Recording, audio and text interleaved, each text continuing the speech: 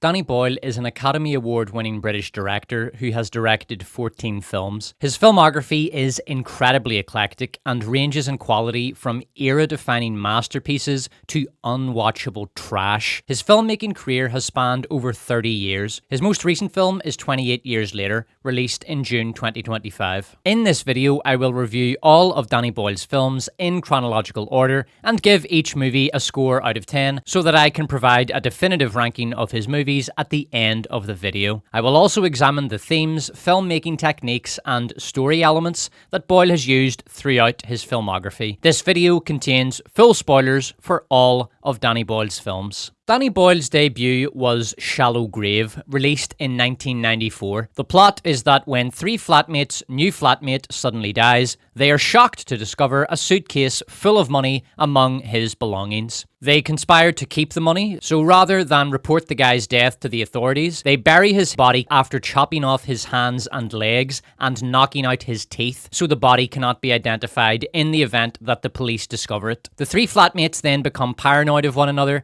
and descend into mutual recrimination. Meanwhile, the police start sniffing around and the dead man's former gang associates start tracing him back to the flat. The movie stars Ewan McGregor, Christopher Eccleston, and some actress as the flatmates. Shallow Grave was generally acclaimed in Britain when it came out. It has a 72% critic score and 83% audience score on Rotten Tomatoes. I'll get straight to the point. Shallow Grave is badly dated shite. It holds up about as well as a bamboo skyscraper. The central cast are three thoroughly unlikable upper middle class wankers. Christopher Eccleston is a dour financier. He's mopey. That's his entire character. A textbook one-note character. The girl is a doctor with a ten-a-penny cosmopolitan personality, and Ewan McGregor plays the third most unlikable character in any Danny Boyle movie. He's a narcissist with main character syndrome who has to be the center of attention in every single situation he's in. God, you two are sensitive. All I'm doing is implying some kind of ugly, sordid sexual liaison. Cameron! Cameron, come on over here, come on! What? Nothing, we thought you were someone else. Good luck! Every second Ewan McGregor is on screen, you want to breeze block the bastard's face. Even the movie knows he's insufferable. Cameron! What a surprise!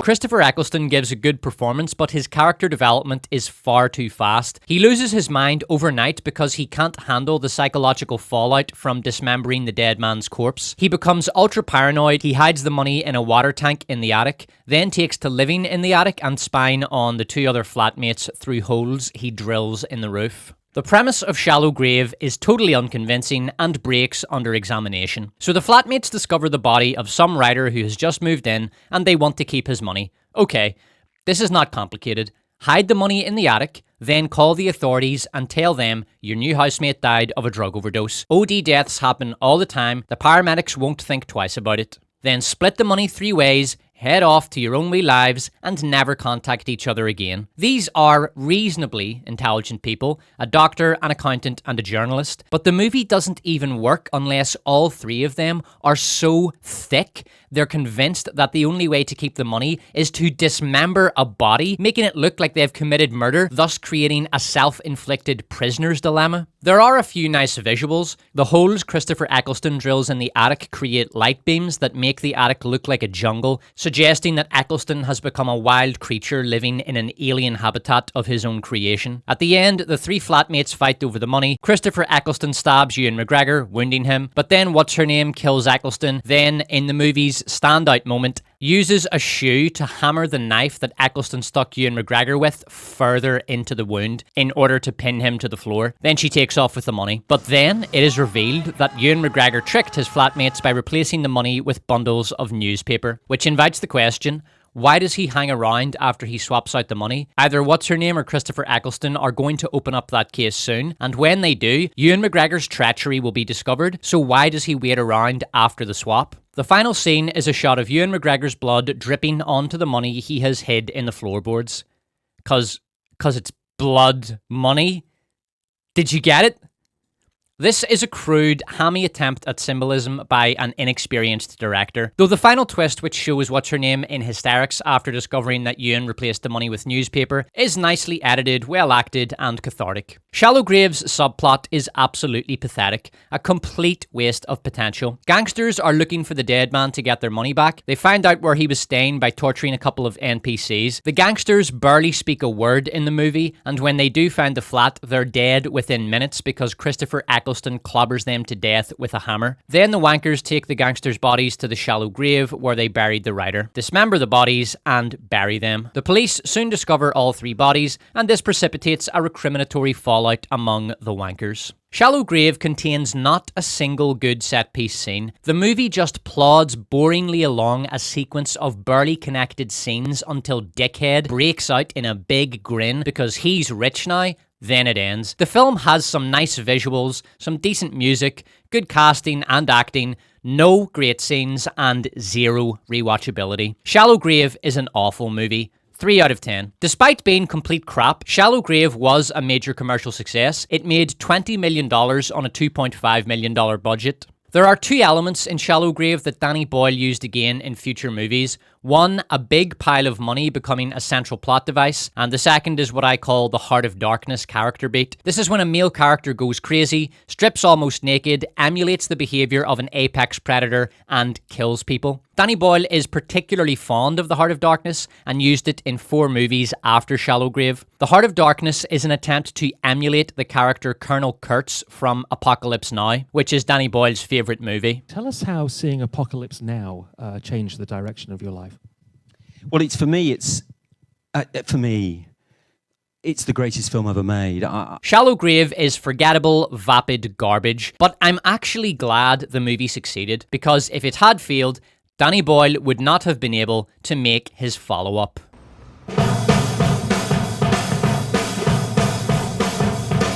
Choose life, choose a job, choose a career, choose a family, choose a fucking big television. I recently released a 30-minute video analysing Trainspotting's visuals and other areas of the film to explain why it is a masterpiece and one of the greatest British films, if not the greatest British film ever made. If you want a detailed explanation for Trainspotting's greatness, watch that video. Here, I will summarise my reasons for giving Trainspotting a 10 out of 10 rating. Every aspect of Trainspotting is brilliant. Plot, dialogue, pacing, casting, acting, music, costume design, production design, themes, symbolism, and individual scene quality. Delve into any aspect of Trainspotting and there's a good video to be made on it. During my research of my Trainspotting video, I came across a video titled Why the Trainspotting Guys Looked So Good Together by a fashion YouTuber called Daniel Verhey, in which he explains why the main characters looked so stylish and how the costume designer made them look like misfits. Great video. Trainspotting is a criminally underanalyzed movie, which is a shame because independent filmmakers can learn a lot from examining the many elements that make Trainspotting as good as it is. I'll give one example. In a recent video, I explained why the show don't tell rule is a brain-dead cliche. Instead, a writer in any format, not just filmmaking,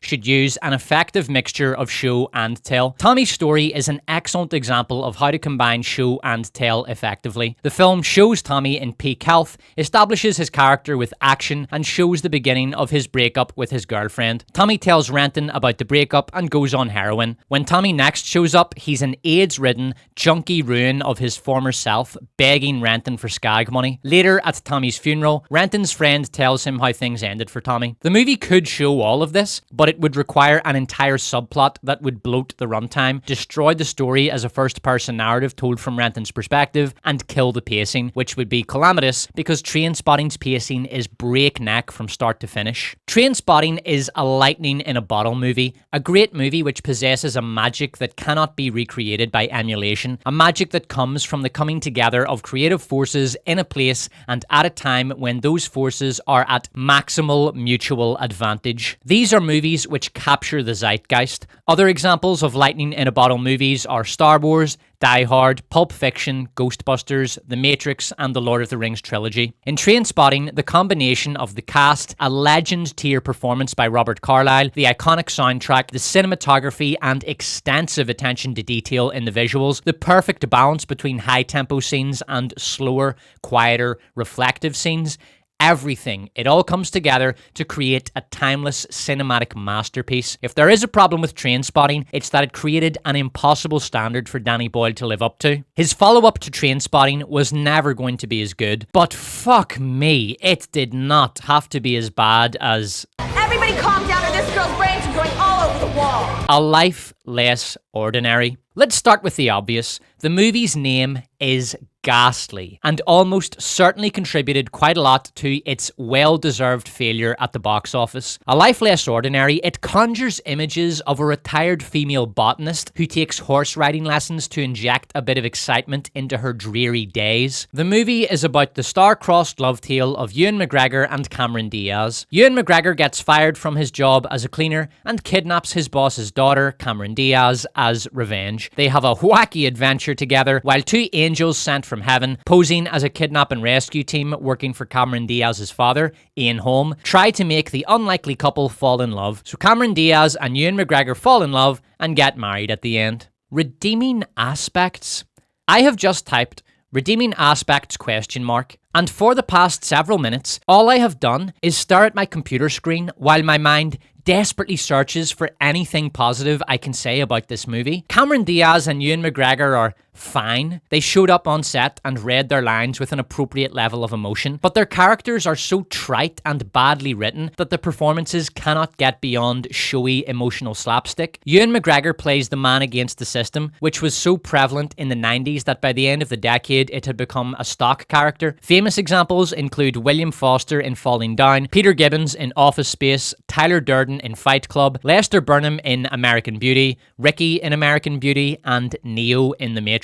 The difference between all those excellent characters and Ewan McGregor in A Life Less Ordinary is that they were all multifaceted characters with clear motivations, and Ewan McGregor is a one-dimensional stock character with no motivation. He's angry that he got fired and wants his job back, but his motivation never gets beyond that. Cameron Diaz plays a spoiled valley girl. She is the movie's villain. The movie doesn't realize this. It thinks she's either an anti-hero or a hero. I'm not sure, and I don't think the movie is either. The script seems convinced that Cameron Diaz's happiness should be the audience's happiness, but gives the audience no reason to emotionally invest in her. She shoots her boyfriend at the start of the movie in an adolescent target practice game. She insults her father. She encourages Ewan McGregor to kidnap her because she's a bored rich girl and wants to go on an adventure. She later convinces him to demand a ransom, which she plans to split with him, which makes no sense because she already has access to her father's infinity money. She lies to her father and causes him great emotional pain, play acting to convince him that her life is in danger. She plays mind games with Ewan McGregor. Her response to her father cutting off her credit card is to rob a bank. She holds a child at gunpoint during the robbery. She shoots the family butler, then gives a smug, self-satisfied lecture to the audience at the end of it all. Successful relationships are made in heaven,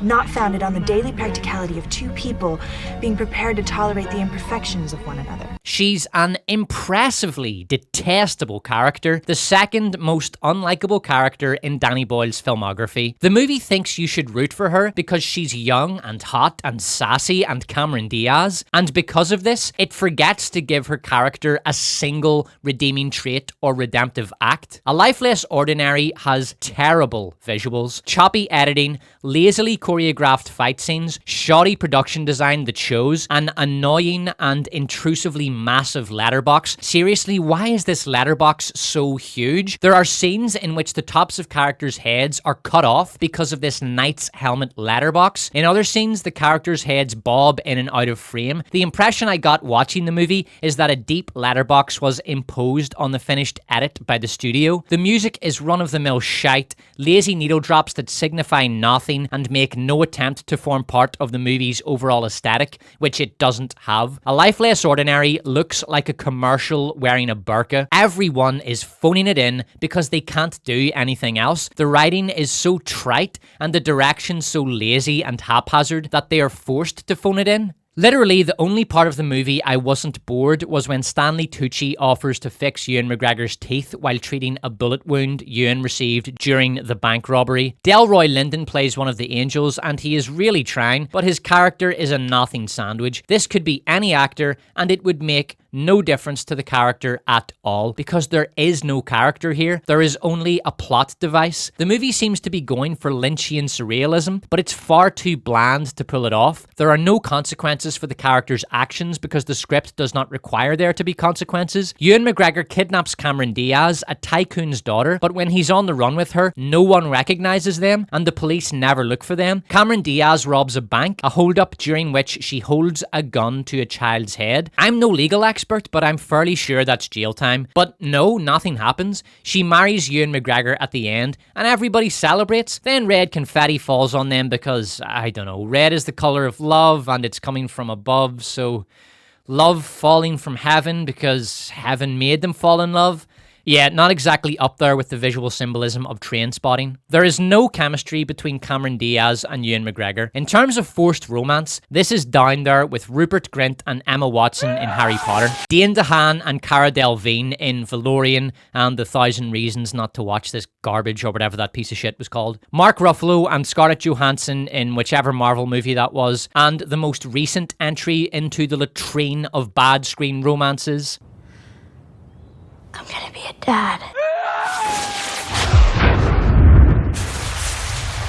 The less said about that screen romance, the better. The chemistry between Cameron Diaz and Ewan McGregor is roughly equal in quantity to the fucks that Danny Boyle gave while making this movie.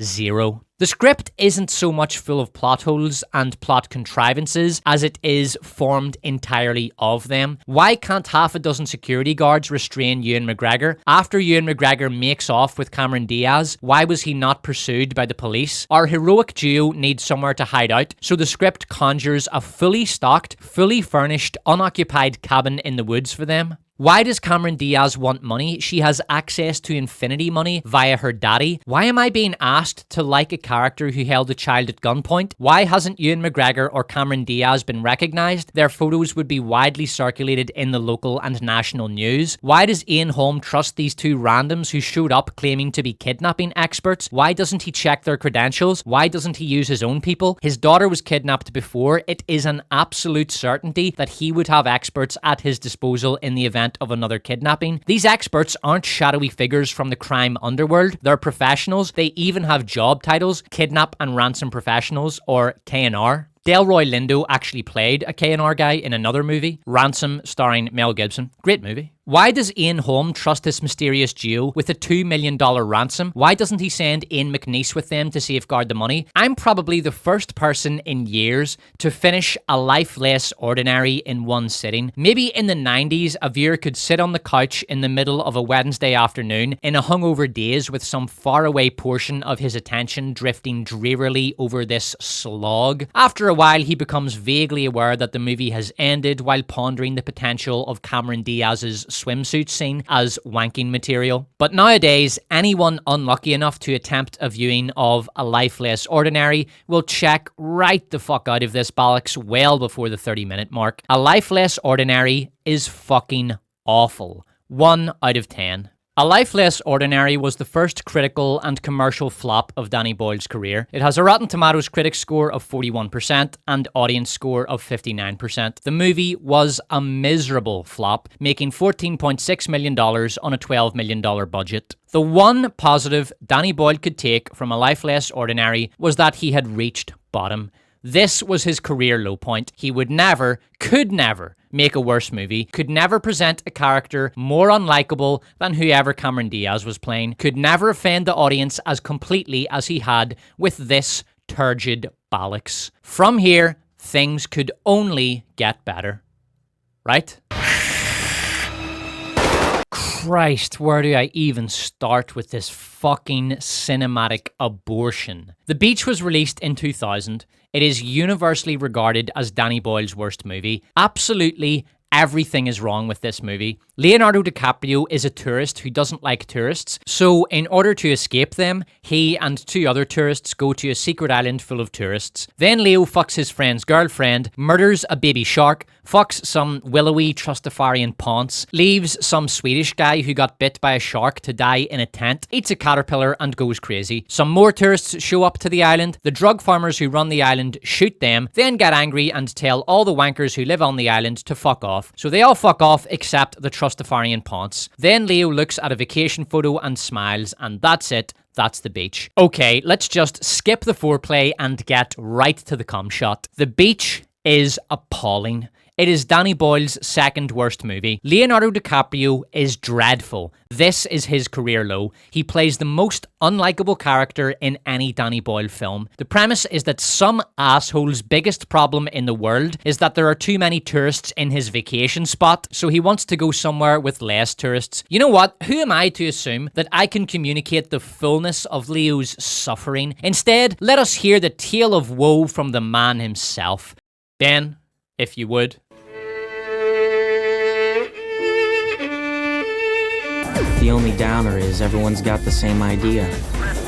We all travel thousands of miles just to watch TV and check into somewhere with all the comforts of home. Are you feeling the empathy yet, guys? Does Leo's struggle to find a relaxing vacation spot only lightly populated by clones of himself have you relating? And you gotta ask yourself, what is the point of that? Wait, what? That's it? That's your opening fucking monologue? The man who rendered Irvine Welsh's iconic Choose Life monologue in audio-visual glory, made more emphatic by the pounding presence of Iggy Pop's lust for life accompanying the desperate flight of a junkie from justice, symbolizing his use of heroin to flee from the responsibilities of life, now presents the world with that. We all travel thousands of miles just to watch TV and check into somewhere with all the comforts of home. Leonardo DiCaprio walking around half naked, moaning that his vacation isn't authentic enough to the accompaniment of some shitty generic stock beat. So Leo comes across Robert Carlyle, who plays a madman raving about a magical beach with nice sand. It's a real fucking deal, okay? They smoke a joint and Leo finds him the next morning, dead from a lethal overdose of Canadian healthcare. But Robert Carlyle left a map to the magical beach for Leo. Now this presents a few plot issues. If a raving lunatic who just offed himself left me a map with a big arrow on it that reads, "Go here," my response would be to throw the map in the nearest trash can because I'm not a complete fucking moron. But Leo's response is to start off for Wanker Island and to take Hot French Girl with him. Oh, and her boyfriend can come too, I guess. Also, why did Robert Carlyle wait this long to show the map to someone? He leaves Wanker Island and travels hundreds of miles over the course of several weeks, coming across many tourists on the way, and only when he enters Bangkok does he decide to show his map to someone. Given his state of mind, he would surely be much more likely to show the map and start raving about the island to the first tourists he came across. Robert Carlyle is the best actor in the movie, and he's completely wasted. Danny Boyle has him playing this cartoonish, over-the-top lunatic, and he's only on screen for 2 minutes. The whole point of Leo's journey to Wanker Island is to reach a really nice beach with few tourists. On his way there, he comes across several pristine, beautiful beaches with no tourists. He and the French couple even camp on one of them, so why not just stay there? The premise of this movie was already fairly fucking shaky, and now the whole point of Leo's endeavour has been rendered obsolete, and we're only 20 minutes into this piece of shit! Leo gives a copy of the map to some randos because the plot will need a reason to keep going after the midway point. So the trio get to another beautiful, sunny, empty beach and from there swim to Wanker Island. On the island, the trio come across a giant field of cannabis that has clearly been cultivated, and rather than say, "Oh shit, this is a drug farm run by the Thai Mafia, let's get the fuck out of here," they instead say this. "Oh no, this is what I call a lot of dope." The Thai Mafia show up with AKs, and in a tragic, cruel twist of fate, Leo survives. I was so crestfallen that the Mafia didn't find and shoot Leo that I decided to edit the scene to improve it. Enjoy!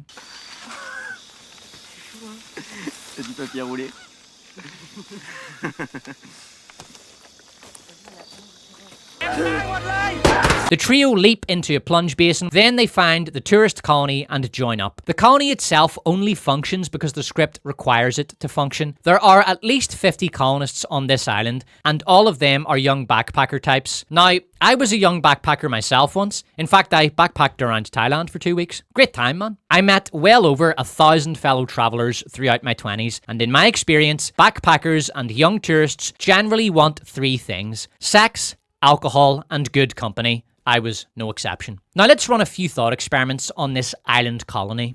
This is Ernst. He's a 24-year-old backpacker from Germany. Ernst joins the colony but can't get a girlfriend because all the women in the colony either reject him or are already taken. Ernst half-heartedly hangs around, and after 2 weeks, he's bored to death of the place and wants to go to the mainland and get fucking laid. Trustafarian Ponce says no, and Ernst thinks, who the fuck is this bitch to tell me I can't leave this hellhole? So Ernst gets up early the next day and swims back to the mainland. In order to get revenge on the girls who rejected him and the Trustafarian Ponce who tried to imprison him on that miserable island, Ernst tells everyone who will listen about the island. A few days later, a boat full of tourists heads over there. This is Paul, an Irish traveller who enjoys drinking and hates mosquitoes. He joins the colony, but being that it's a colony on a tiny island that only imports rice from the mainland, there is no alcohol. Paul is bored shitless after 2 days and says he's leaving. Trustafarian Ponce says no.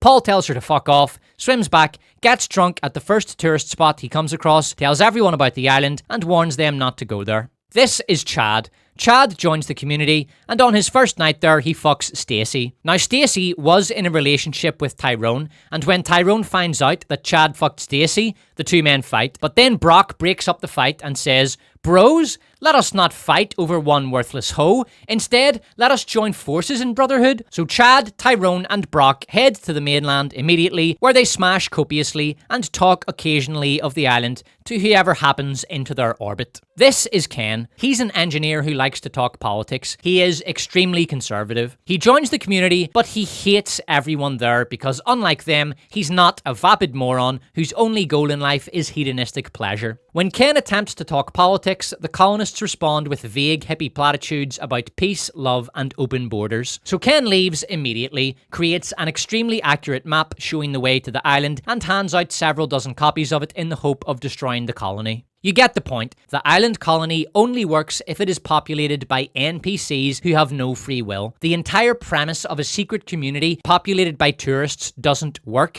because tourists wouldn't want to be trapped on an island where sex, alcohol, and good company are all in extremely short supply. And this is before you consider how such a colony would work in practice. Couples would break up, girls would get pregnant and need to be taken to the mainland to get an abortion because, you know, these selfish twats aren't giving up a sunny vacation to have a kid. Someone would give someone else an STI and shit would hit the fan. Two friends would have a falling out and not want to be near one another. People would get homesick. People would get physically sick. Someone would get sick of being lorded over by this self-appointed leader. Seriously, who the fuck is this woman? Who voted for President Ponce? Why are we listening to her? The population would not be sustainable, and colonists who left would blab about the island because of course they fucking would. If you went to this island colony and Trustafarian Ponce said, "Okay, Despot of Antrim subscriber, your job will be to fish in shark-infested waters, then gut the fish, you will do this 6 hours a day. In exchange, we will pay you nothing, but you do get to stay here. There's no alcohol or available women, but you can smoke all the weed you want. Right, I'm going to get high and have sex with Leonardo DiCaprio. You work hard now." How would you respond? Let me know in the comments. Despite the impossibility of keeping this colony a secret, Leo tells us, For years, they kept this place a secret. really, years.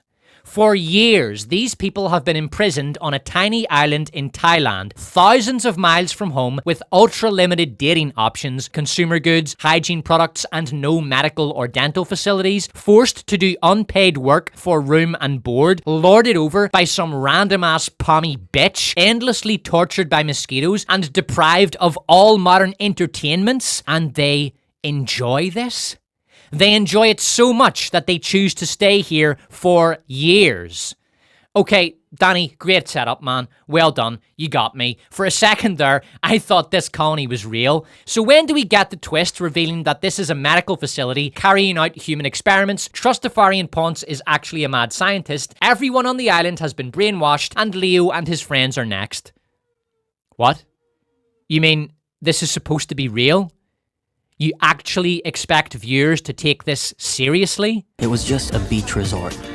for people who don't like beach resorts. So that line is basically the elevator pitch for this movie, and when I hear it, it is baffling to me that anyone anywhere thought this movie would be a good idea. The script tries and fails to get the viewer to care about the colonist. Then Leo fucks the French slut underwater to the accompaniment of some truly awful CGI and horrendous music. The next day, the slut's now ex-boyfriend confronts Leo. They both agree that ex-boyfriend is a cock and that Leo should go on banging the slut. And if happy is with you, then I will not stand in her way. But I want her to be happy. Yeah, I mean, of course. We all do, right? Shut up! At this stage, the movie has run out of things for the audience to care about. The island has been discovered, the trio have joined the community, and the will they won't they between Leo and the slut has been resolved. But there's a problem. We're not even halfway through the runtime, and the movie has run out of plot. In order to compensate for this absence of plot, the beach devolves into a series of random non-sequiturs. Leo kills a baby shark and brags about it. In that last glimmer of its eyes, there was a moment between us where he said, "Hey, Richard, man, enjoy your dinner." Leo goes to the mainland and fucks Trustafarian Ponce. A shark eats a couple of Swedish guys. They have a funeral. No one thinks to go to the mainland and try to contact the Swedish guy's family to let them know their loved one is dead. One of the Swedish guys is slowly dying from his shark bite, and everyone is sick of his whinging, so they dump his shark-bitten ass in a tent and leave him to rot to death. Then they have a volleyball game. The randos show up across the bay, and Ponce tells Leo to get rid of them. Slut breaks up with Leo because he fucked Ponce. That pig. Slut gives him a good talking down to for his lack of honesty. She has told everyone, and me, I'm the last one to find out. At least she believes in honesty, not like you. Yes, clearly a girl who cheated on her boyfriend, who publicly cucked him, is the right person to give a lecture on honesty. Then, in the movie's most bizarre scene, Leo enters the Heart of Darkness. Leonardo DiCaprio's acting is abysmal in this sequence, but Danny Boyle really deserves a lot of the blame for this. What could any actor do if Danny Boyle turned to them and said, "Stomp around the jungle like a crazy person but pretend that you're playing a 3D FPS video game"? After that, Leo starts hallucinating, stalking the mafia guys and eating bugs. Danny Boyle clearly wanted to have his Heart of Darkness moment, but had no idea how to implement it organically, so he just threw shit at a wall in the hope that something would stick. But it turned out that there was no wall, and all the shit he threw at it landed in a big pile, which is what this Leo Goes Crazy sequence is. A big pile of random shite. So the randos get to the island, and the gangsters kill them with a little help from Heart of Darkness Leo. Now that Danny Boyle is done with his Heart of Darkness thing, Leo can go back to being sane. So he runs back to the slut and her ex, tells them it's time to leave the island, and delivers a dose of Canadian healthcare to the Swedish guy. Only a few minutes walk from where the Swedish guy was slowly dying in agony, the colonists all have a party to celebrate the colony's birthday.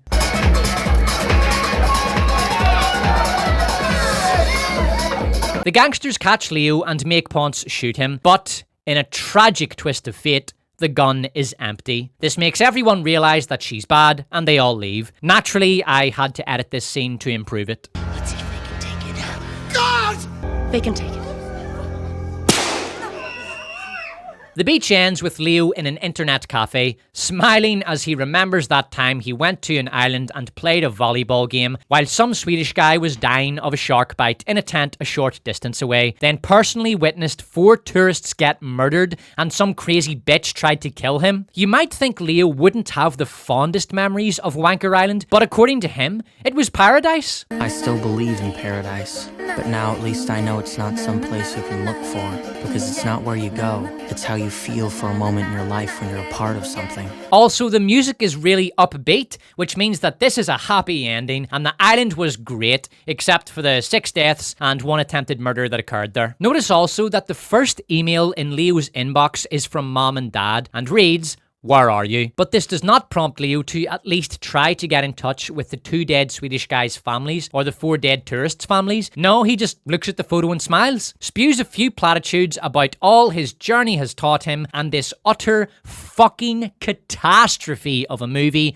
finally does something right after 1 hour and 50 minutes and ends. The characters in The Beach are so insufferable that they make me want to go hang out with the wankers from Shallow Grave. Seriously, there is not a single likable character in this movie. The hot French girl is the closest the movie gets, and she turns out to be a vapid slut who fucks Leo for little other reason than to humiliate her boyfriend as revenge for him not being alpha enough for her. The central premise of the movie, that there's a secret beach resort known only to a chosen few, is total bullshit and shatters to pieces against even slight scrutiny. The music is vomit-inducing bilge. Just listen to how the movie ravages the excellent On Your Own by... Oh, but I get it now.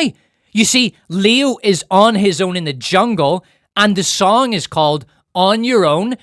Oh my god, it's genius. Danny Boyle is a visionary. Character motivation is unconvincing. Leo's character arc is more forced than Davis's V-card revocation. The ending is an obscene moral affront, and the movie makes a pathetic, failed attempt to justify its existence with a hammy, platitudinal voiceover monologue at the end, and the few half-assed attempts at CGI are hilariously crap. The Beach gets 0 out of 10. Alright, watching Leo LARP as Colonel Kurtz was mildly amusing, and the French girl is hot, and seeing her sanctimoniously chastise a man for publicly cucking her 5 minutes after she publicly cucked a man was an accurate depiction of modern women. Okay, The Beach gets 1 out of 10. The Beach was a mild commercial success, but was critically massacred. Leonardo DiCaprio received a well-earned Razzie nomination for his performance. But in one of the most heinous snubs in the history of film awards, he lost out on this prize to John Travolta for Travolta's superb performance as alien guy in the cult trashterpiece Battlefield Earth.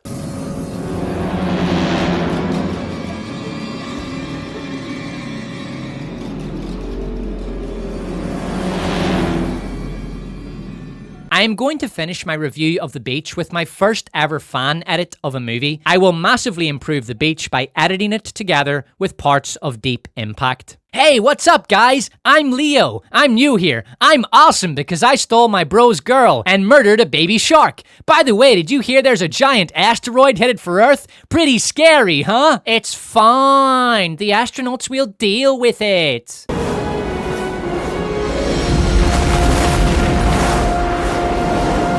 My fellow Americans, the astronauts stopped the asteroid except for one small fragment that broke off and is now headed for a tiny island in Thailand.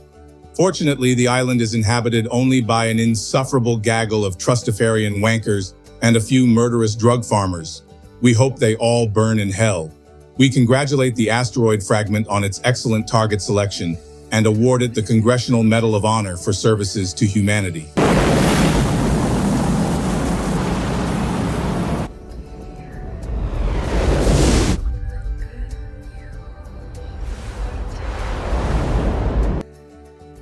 The Beach is the only movie of his career that Danny Boyle openly considers a failure. I remember the film's not... Yeah, I wasn't particularly happy with the film, and I think he sensed that. How in the name of... did the same man who made Trainspotting go on to make The Beach? I mean, A Life Less Ordinary was bad, but The Beach is one of the worst movies of the 2000s. That has to be the biggest fall off since Ronda Rousey went from being a mythical warrior goddess, you're the best ever, you're just a true once-in-a-lifetime human being, a hero who fought heroically against the forces of women who were working as realtors 6 months prior, to a pathetic loser incapable of dealing with adversity with the boxing skills of a developmentally delayed toddler who got head kicked off her pedestal by Holly Holm, then smashed into irrelevance by Amanda Nunes, then proceeded to leave the octagon without even congratulating her opponent. Both times. 4 movies into his career, coming off one of the most infamously terrible movies of the decade, Danny Boyle was looking like a one-hit wonder director, destined to appear on internet listicles alongside Irving Kershner for The Empire Strikes Back, Mary Hannon for American Psycho, and the Wachowski brothers for The Matrix. Danny Boyle would be there, his name overshadowed by the movie he could never live up to, Trainspotting. After The Beach, any cinephiles who had fallen in love with Danny Boyle's directing style when they saw Trainspotting had surely given up on him. It was looking like his directing career would fizzle out, his next movie would be crap, it would probably flop, and that would be the last time normies outside of the film culture bubble would ever hear the name Danny Boyle. And then...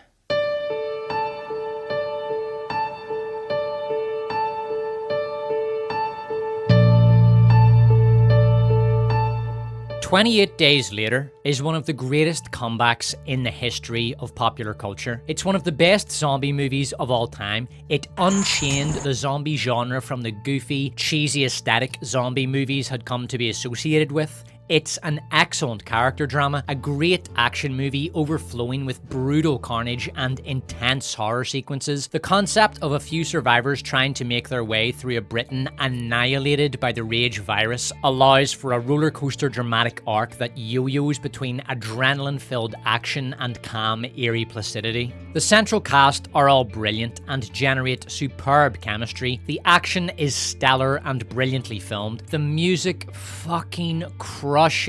The visuals are audacious. The shots of London abandoned during the rage virus are deservedly iconic. An even more astounding visual feat, and one yet to be equaled, 28 Days Later contains an attractive pixie cut, a haircut that has caused almost as much destruction and misery as the rage virus itself.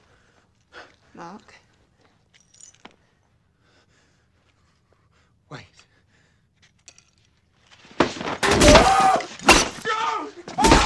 Character motivations are simple and non-pretentious. Survival. Those who haven't been infected by the rage virus have been brutalized by their struggle for survival, or driven mad by witnessing the scenes of mass chaos and the extermination of their country. 28 Days Later is a great example of a dynamic central cast, an interesting blend of completely different personalities thrown together by circumstance. Selena, a well-educated middle-class chemist, Jim, a working-class Irish lad who was working as a delivery driver before the outbreak, Frank, a Cockney taxi driver, and his teenage daughter. 28 Days Later is also a great example of a movie made at a time when teenage girls in media weren't all disrespectful, arrogant dickheads.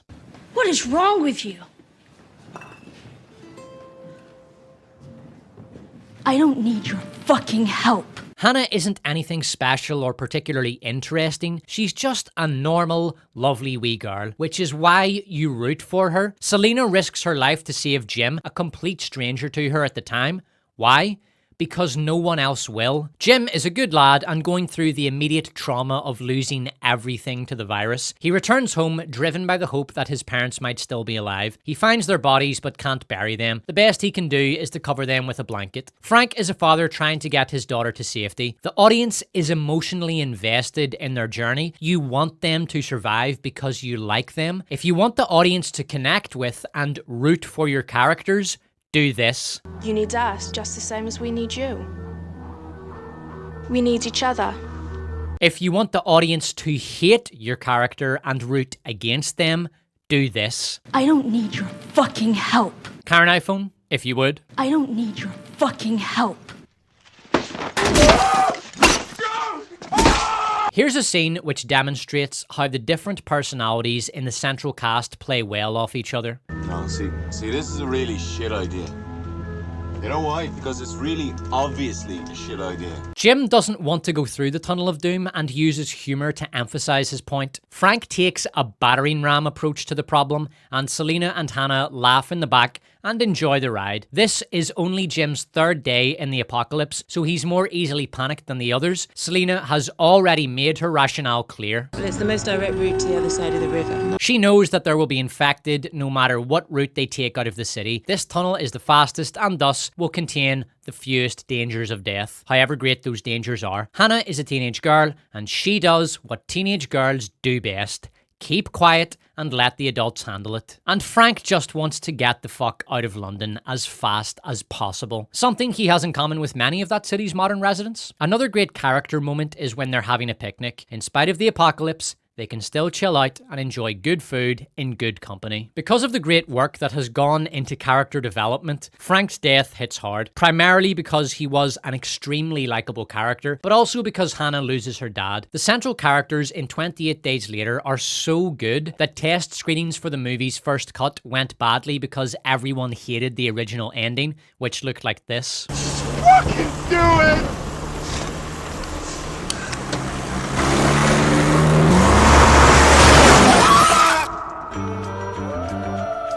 This was not the ending Danny Boyle originally planned, but the production ran out of money before they could film an ending. Another budget ending was tested in which Jim dies in the taxi of his gunshot wound, but audiences hated that one too. Following the bad test screenings, Fox provided additional funding for an ending. Audiences hated the original endings because they wanted to see Jim, Selena, and Hannah survive. Me too. I love the ending of 28 Days Later. The characters are forced on an epic odyssey through hell, and they find peace in the end. Major West is the villain. Through him, the movie explores the psychological and moral collapse of the rage virus survivors. Following the zombie apocalypse, Major West and his squad revert to a kind of caveman society. He is the petty chieftain, but he can only maintain his power as long as he provides women for his tribe. Portraying women as resources is taboo in Western media, especially today, but the reality is that women are resources that men compete for, often very aggressively and violently. In a zombie apocalypse, girls and breeding age women would be a prime resource, and men would kill each other to secure them. Modern media takes a politically informed approach to the portrayal of women in apocalyptic scenarios. The writers understand that they are required to pretend that women are the same as men, and they write accordingly. The result is garbage like The Last of Us, in which tiny grannies are portrayed as military leaders, every faction is led by a woman, pregnant women are sent to fight on the front lines, and teenage girls are sent out on armed patrol. This shatters immersion for any viewer who isn't in a state of political indoctrination, because they know instinctively that in the event of a catastrophe that threatens the existence of mankind,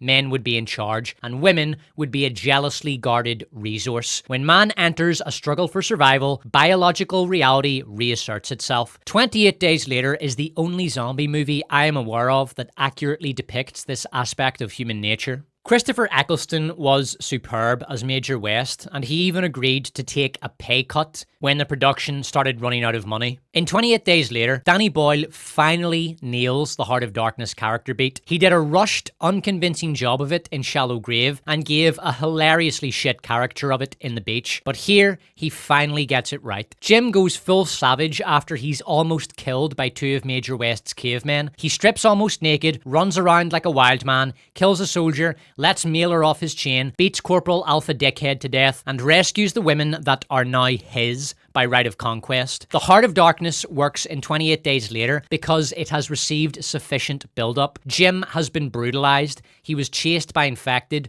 witnessed Selena hack a man to death. He killed an infected boy. He saw Frank infected and shot. He saw Selena and Hannah taken as sex slaves, and he was almost executed. Under the influence of these psychological ravages, he snaps and enters the Heart of Darkness. The entire action sequence set off by Jim blaring the roadblock siren to attract the infected is incredible. 28 Days Later's dramatic arc is awesome. A constant rise and fall of action and aftermath. Despite being made on a flesh string budget, 28 Days Later is packed with action. The opening scene shows monkeys savage some eco-terrorists. In my headcanon, these activists would have gone on to found Extinction Rebellion. Those are the British doomsday cultists that stand in front of traffic to block ambulances, climb on top of trains to stop working stiffs getting to their minimum wage jobs, and throw paint on masterpieces of Western art. Though don't expect them to show up at the Museum of Islamic Art. So watching these activists getting turned into rage zombies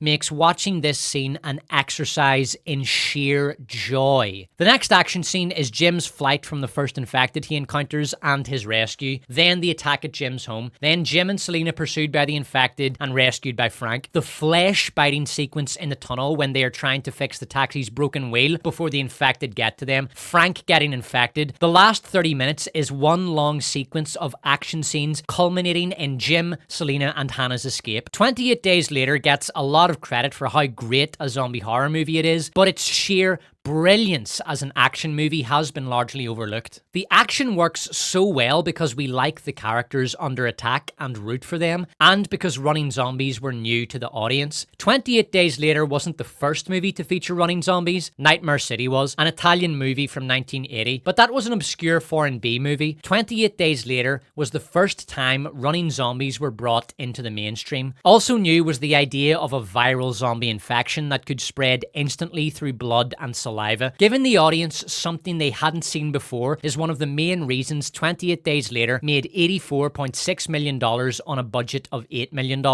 An interesting filmmaking problem that Danny Boyle had to deal with was that one of the problems of post-hunter-gatherer humans is that most of them can't run the length of themselves without collapsing into a heap, gasping for breath. Actors might be great at making faces and reading lines, but they can't run. The 28 Days Later production came up with a simple, brilliant solution. There's an agency where athletes, after they finish their careers, which is usually around 30, tragically, unfortunately, they go to this agency and they get hired to open supermarkets, turn tumbles, and they find work like that, and that requires certain skills, but not competition level skills anymore. And we hired them to be the zombies. So when they ran at you, it was pretty scary. Hollywood took notice of the success 28 Days Later had in leveling up the zombies and decided to level them up again into super zombies in World War Z. But this only made the zombies look ridiculous rather than scary, resulting in one of the great zombie movie trashterpieces. And I can't run! Before I get more into how 28 Days Later changed the zombie genre, I want to quickly point out that I am aware that Danny Boyle does not consider it a zombie movie, and I agree. I regard it to be a fusion of horror, zombie, apocalypse, and character drama. In fact, Danny Boyle and writer Alex Garland were so eager to distance themselves from accusations that their film was a zombie movie that they never used the word zombie in the script, instead coining the term infected. However, it should be noted that in his pitch for 28 Days Later to producer Andrew McDonald, Alex Garland said, "It's about running zombies and it's got daylight and it's in London." Boyle and Garland wanted a grounded film with a serious tone, the complete opposite of what the zombie genre had become. By the 90s, the zombie genre had descended into goofy farce. It had been relegated to low-budget B-movies, kids' video games, and cartoons. Hey, Simpson, I'm feeling a mite peckish. Mind if I chew your ear? Dad, you killed the zombie Flanders. You was a zombie? The zombie revival would have happened without 28 Days Later. Resident Evil was already an established major game franchise, and the first Resident Evil movie came out the same year as 28 Days Later and was a hit. But 28 Days Later had a major impact on zombie media in games and movies. 28 Days Later decoupled the zombie genre from suspension of disbelief. The movie allows the audience the possibility of asking, could this happen? But I mean, of course it couldn't happen. Humans could never be turned into mindless rage zombies. Crazy Miami road rage.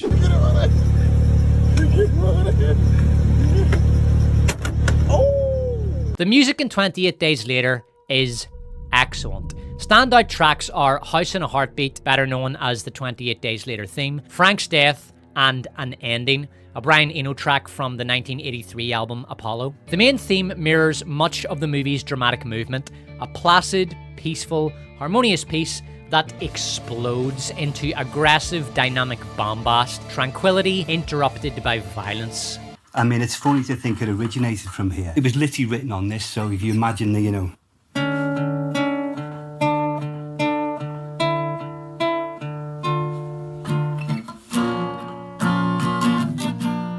it was written like that on this.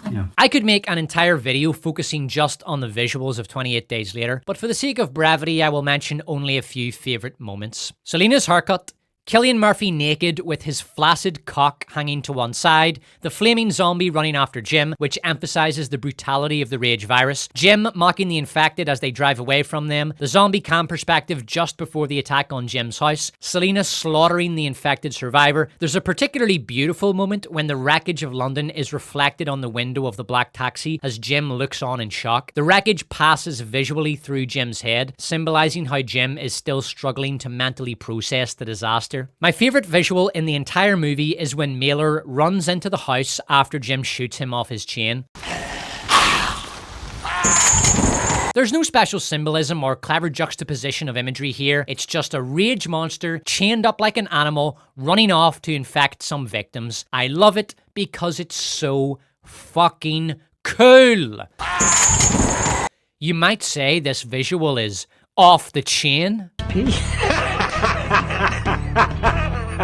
Another great piece of imagery is Selena wearing a dress that has been rendered ridiculous by this horrifying zombie apocalypse, holding a machete and shaking in terror as Jim enucleates Corporal Alpha Dickhead. This image encapsulates the macabre insanity that has been created by the rage virus. Much of 28 Days Later was shot on a Canon XL1 digital video camera. The camera launched in 2001 at a cost of $4,700, which is $7,700 in 2025 money. The Canon camera was used because it was smaller and more maneuverable than bulky movie cameras. The production had to shoot the London scenes quickly before people started showing up, and in most other scenes, the production couldn't afford the expensive rigging required to use professional film cameras. Use of a DV camera during much of the production also gives the movie a more grounded, realistic setting, increasing immersion and suspense. There isn't a single element of 28 Days Later that falls below excellent. World building, innovation, action, violence, dramatic structure, casting, acting, music, pacing, and visuals. It's all brilliant, and it was done on a small budget. 10 out of 10. Danny Boyle didn't direct 28 Weeks Later, but he was the executive producer, and I do have some thoughts on the movie, so I may as well share my thoughts in this video. 28 Weeks Later is fairly crap zombie action fodder with a few standout moments. The action is decent, but the plot is massively contrived. It also features a lore-breaking plot hole. 28 Weeks Later's main problem is that a sequence of almost impossibly unlikely events and almost impossibly stupid decisions all have to line up in sequence in order for the plot to happen. The plot is that Tammy and Andy, two British children who were in America at the time of the rage virus outbreak, fly back to London to meet their father, who survived the rage virus. Tammy and Andy escape the safe zone the American military has created in London because they want to go home and see if their mother is still alive. By an astonishing coincidence, she is still alive and hiding in their old home. Who would have thought that the first kids to escape the safe zone to go looking for their mother would find their mother alive and well at home? So the Americans take the mother back to the safe zone where they discover that she is infected with the rage virus but is asymptomatic. She gives her husband the virus, he spreads it around the safe zone, the American military lose control and decide to kill everybody because you gotta nuke it from orbit, it's the only way to be sure. So Hawkeye decides to save the kids and a handful of other survivors because he's a superhero. The rest of the movie is the survivors running from the zombies and the American military. The kids make it out of Britain on a helicopter flown by another good guy and bring the rage virus to continental Europe. So, there's a few problems here. The US military announced that Britain is clear of infection, that the rage virus is extinct because all the infected have starved to death. This is absurd. Asymptomatic carriers of a virus are common knowledge among the public. Scientists aren't even required to point this out. It would be expected that some Brits were infected but didn't turn into rage monsters. Realistically, the American military's mission would be to do a full sweep of the entire country, house by house, crawl space by crawl space, to find all survivors, test them for the virus, and exterminate any carriers. This would take years and require hundreds of thousands of soldiers. In the meantime, what's left of the British population would most likely be relocated to the Channel Islands, the Isle of Wight, the Isle of Man, or Northern Ireland, whichever didn't get infected. Repopulation of the mainland would only begin after the years-long operation to clear the island of potential carriers. But in 28 Weeks Later, the American authorities forget that asymptomatic carriers are a thing. They declare Britain rage-free because trust me bro, and bring all the surviving Brits to central London. The US military's plan in the case of another outbreak is to force everyone out of their residences at the same time, creating big juicy crowds for the infected to launch into, then herd these terrified people together into a dark underground space no one can escape, creating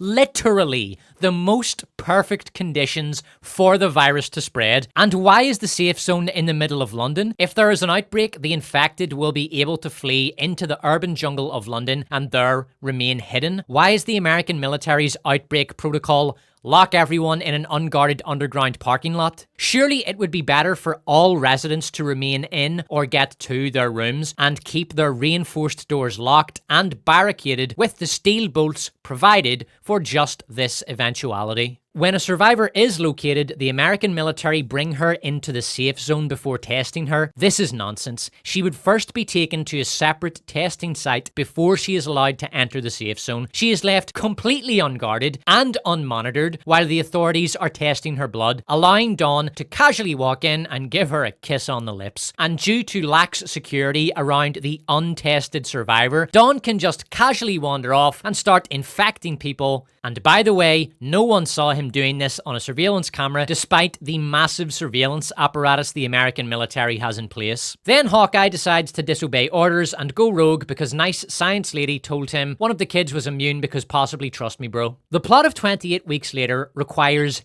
8 absurd contrivances to happen. The lore-breaking plot hole is Dawn killing his wife Alice. Why would an individual infected with the Rage virus attack another carrier? Carriers of the Rage virus can detect who is and is not infected. It is established lore from 28 Days Later that infected do not attack other infected. The virus does not care if an individual is asymptomatic or not. As long as they're carrying the virus, infected will not attack them. Presumably, Alice got from the countryside to London despite the presence of infected everywhere because she was already infected, so they left her alone. Dawn killing Alice breaks lore, but the scene had to be in the movie because it was made in the middle of the zombie slop era, and cool gory action was more important than coherent lore. 28 Weeks Later does have its moments. The opening is excellent. It surpasses the opening to 28 Days Later. It is brutal. Easily the best part of the movie. Robert Carlyle gives a great performance as Dawn. The helicopter blade attack scene in Hyde Park is a magnificent piece of gory zombie revival era schlock, and there is also a subtle suggestion that the virus has evolved inside the last carrier before she passed it on to Dawn. After Dawn is infected, he demonstrates a level of intelligence that wasn't present in the 28 Days Later infected. He stalks his family but doesn't attack them because he knows it's too dangerous. He escapes the firebombing by hiding in an alley, and he finds a way into the underground car park. It's as if the virus has mutated to make greater use of human intelligence instead of turning humans into mindless rage monsters. The central cast is likable enough, the movie is well filmed, and one of the few movies of the shaky cam era that actually makes effective use of shaky cam instead of going overboard and producing a vomit-inducing bilge of visual slime. It's important not to get carried away though. 28 Weeks Later is not a good movie. It is massively reliant on contrivance.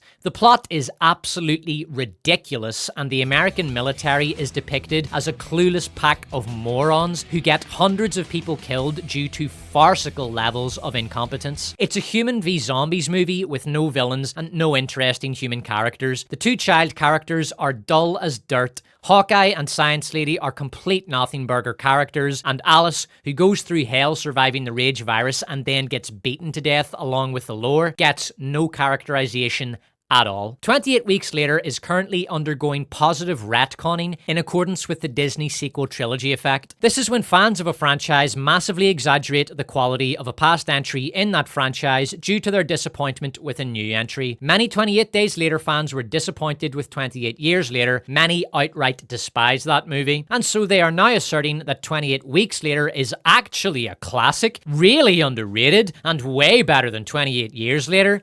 This is nonsense. 28 Years Later has its problems, but it is a much better movie than 28 Weeks Later. As with Trainspotting, Danny Boyle followed up an absolute banger, 28 Days Later, with an absolute stinker. 2004's Millions is a total snooze of a movie. The worst feeling a movie can elicit is boredom, and Millions bored the shit from my bowels. Millions is about a primary school kid who has visions of saints and finds a big pile of money in a field near his home. He brings it home and shows his brother. They keep it a secret from their dad and start spending the money. The younger kid wants to give the money to charity. The older kid wants to invest it. In an incredible twist, it turns out that the money was crime-begotten and the bad guy shows up looking for it. And by an astonishing coincidence, the younger boy just happened to be out playing in the field where he found the money when the bad guy shows up and lets it slip to the bad guy that he has lots of money. The bad guy stalks the kid. Dad finds out about the money and decides to keep it. Bad guy comes looking for the money, but in a cunning twist,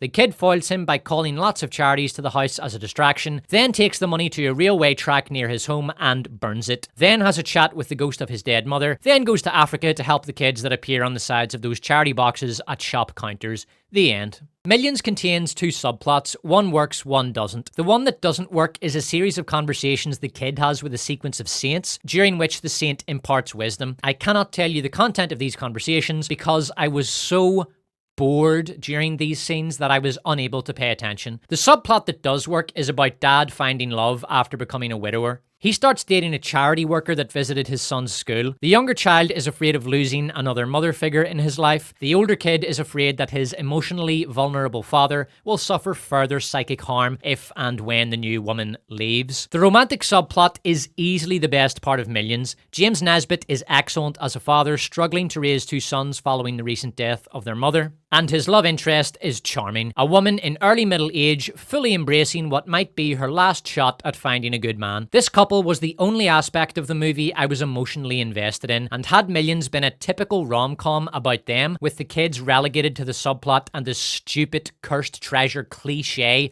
erased completely, Millions might have been halfway decent. Unfortunately, the romance is only a small fraction of the movie. Most of this dreadful slog is the main "what if kids found a giant pile of money" plot, and that is not a compelling scenario. So kids find money. So what? They can't invest it, they can't purchase anything of value, they can't use it for nefarious purposes. This is boring. Millions is like a children's version of Shallow Grave, as if Danny Boyle felt bad for making such a dull, shallow pile of shite and wanted a do-over. It's much easier to make cynical films, really, in a way. And I wanted to make something more emotional, really life-affirming, more obviously emotional than I'd made previously. And you can understand why. Shallow Grave is a movie about profoundly immoral, selfish, unlikable wankers who all fuck each other over for money. An ending that tells us that we should all be happy that this Darwinian battle royale was won by a narcissist with main character syndrome who desecrated some poor bastard's body and dumped it in a hole, leaving a family with a missing loved one. Dear God, Shallow Grave is a bad movie. In fact, you know what? I'm taking an extra point off it. It just gets worse the more I think about it. 2 out of 10. And you're lucky to get that. There is a direct callback to Shallow Grave when the kid takes the money into the attic. The bad guy knows he's in there and goes after him, only this time it's not a bad guy, it's Dad. Millions feels like an apology for Shallow Grave. Instead of three wankers at each other's throats over money like pigs at a trough, the main characters here are two likeable enough kids, and the movie's message at the end, while wrong, is at least understandable when considered from the perspective of a child. The money just makes everything worse. This notion of money only making things worse reeks of peak opulence Britain. Today, the UK is a poor country. Many non-Brits have an old-fashioned understanding of the UK. They don't realise just how impoverished the country has become. So to emphasise this point, here are a few stats about the UK. The median salary in the UK, £32,000, hasn't changed in 15 years. The UK has a homeless population of 354,000, including 161,500 children. 1 in 3 British children are living in poverty. In Newcastle, 41% of children are in poverty. 1 in 20 children in Britain do not sleep on their own mattress because the family can't afford one. In 2023, 800,000 Brits went to hospital for malnutrition because they can't afford food, up 300% from 2013. In 2006, a charity named the Trussell Trust delivered 2,814 food packages to struggling families. In 2024, they delivered 3,121,404 food packages. Before the Great Recession and a quarter century of mass cultural enrichment, Britain was a prosperous, wealthy nation, and only such a culture as that could produce a movie in which burning a huge pile of money is presented as a virtuous act. It's quite disgusting by the standards of today's everyone is broke culture, but I suppose it made sense to the boomer-dominated culture of the day. Millions has aged appallingly. The movie is so completely forgotten that it might as well never have existed, a fate it thoroughly deserves. Still though, the peripheral idea that having a large amount of money can make you a target is true enough, and that message is certainly a step up from, "Look guys, isn't it great that this detestable upper middle class dickhead journalist has even more money now?"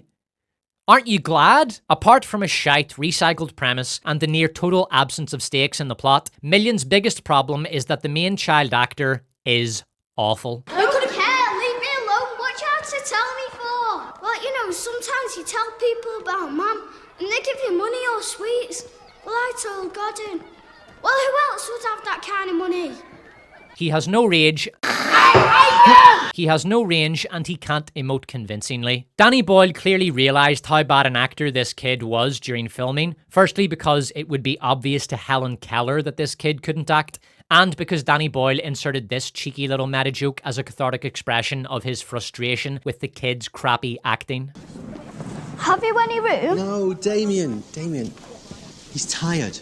He's walked here all the way from Nazareth. He's tired. He's very, very tired.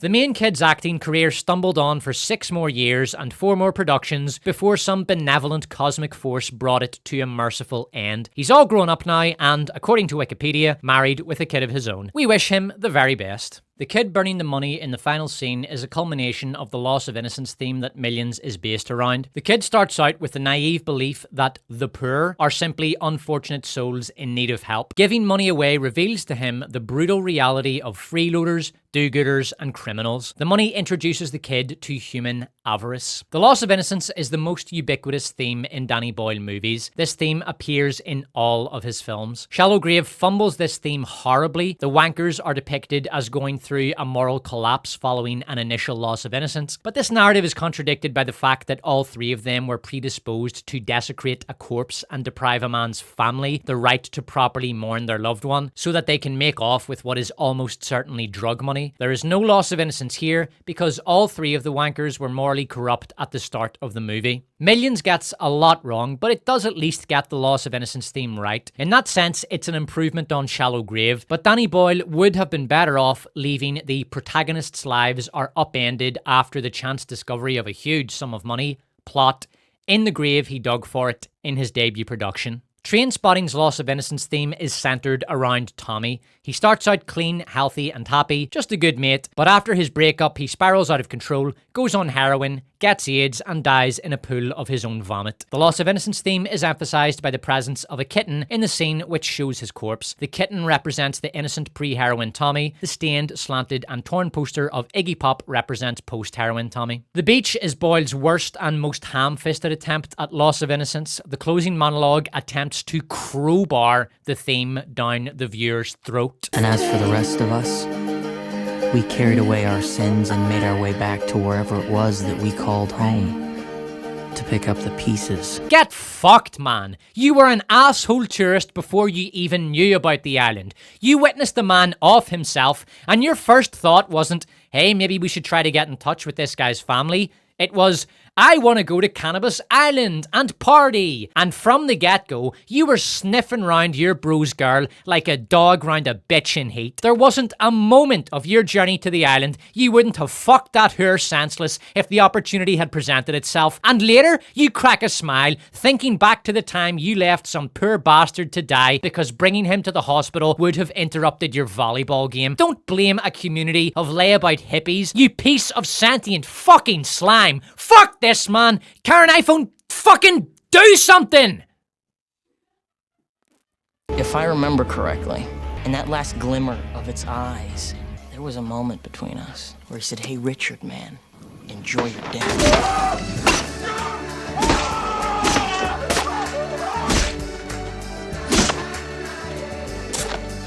Among his early movies, Danny Boyle does the loss of innocence theme most successfully in 28 Days Later. Jim is forced to slaughter a squad of soldiers to save Hannah and Selena. He's capable of doing this because he's been brutalized by his odyssey through hell. We see Selena mercilessly and rightfully butcher another survivor who was bitten, something she's probably done quite a few times already. Even Hannah is forced to kill in the end, backing the black taxi up to allow the infected to grab Major West. The rage virus obliterates the population of Great Britain, but it also destroys the innocence of the survivors, forcing them into a hell on earth where Darwin rules supreme.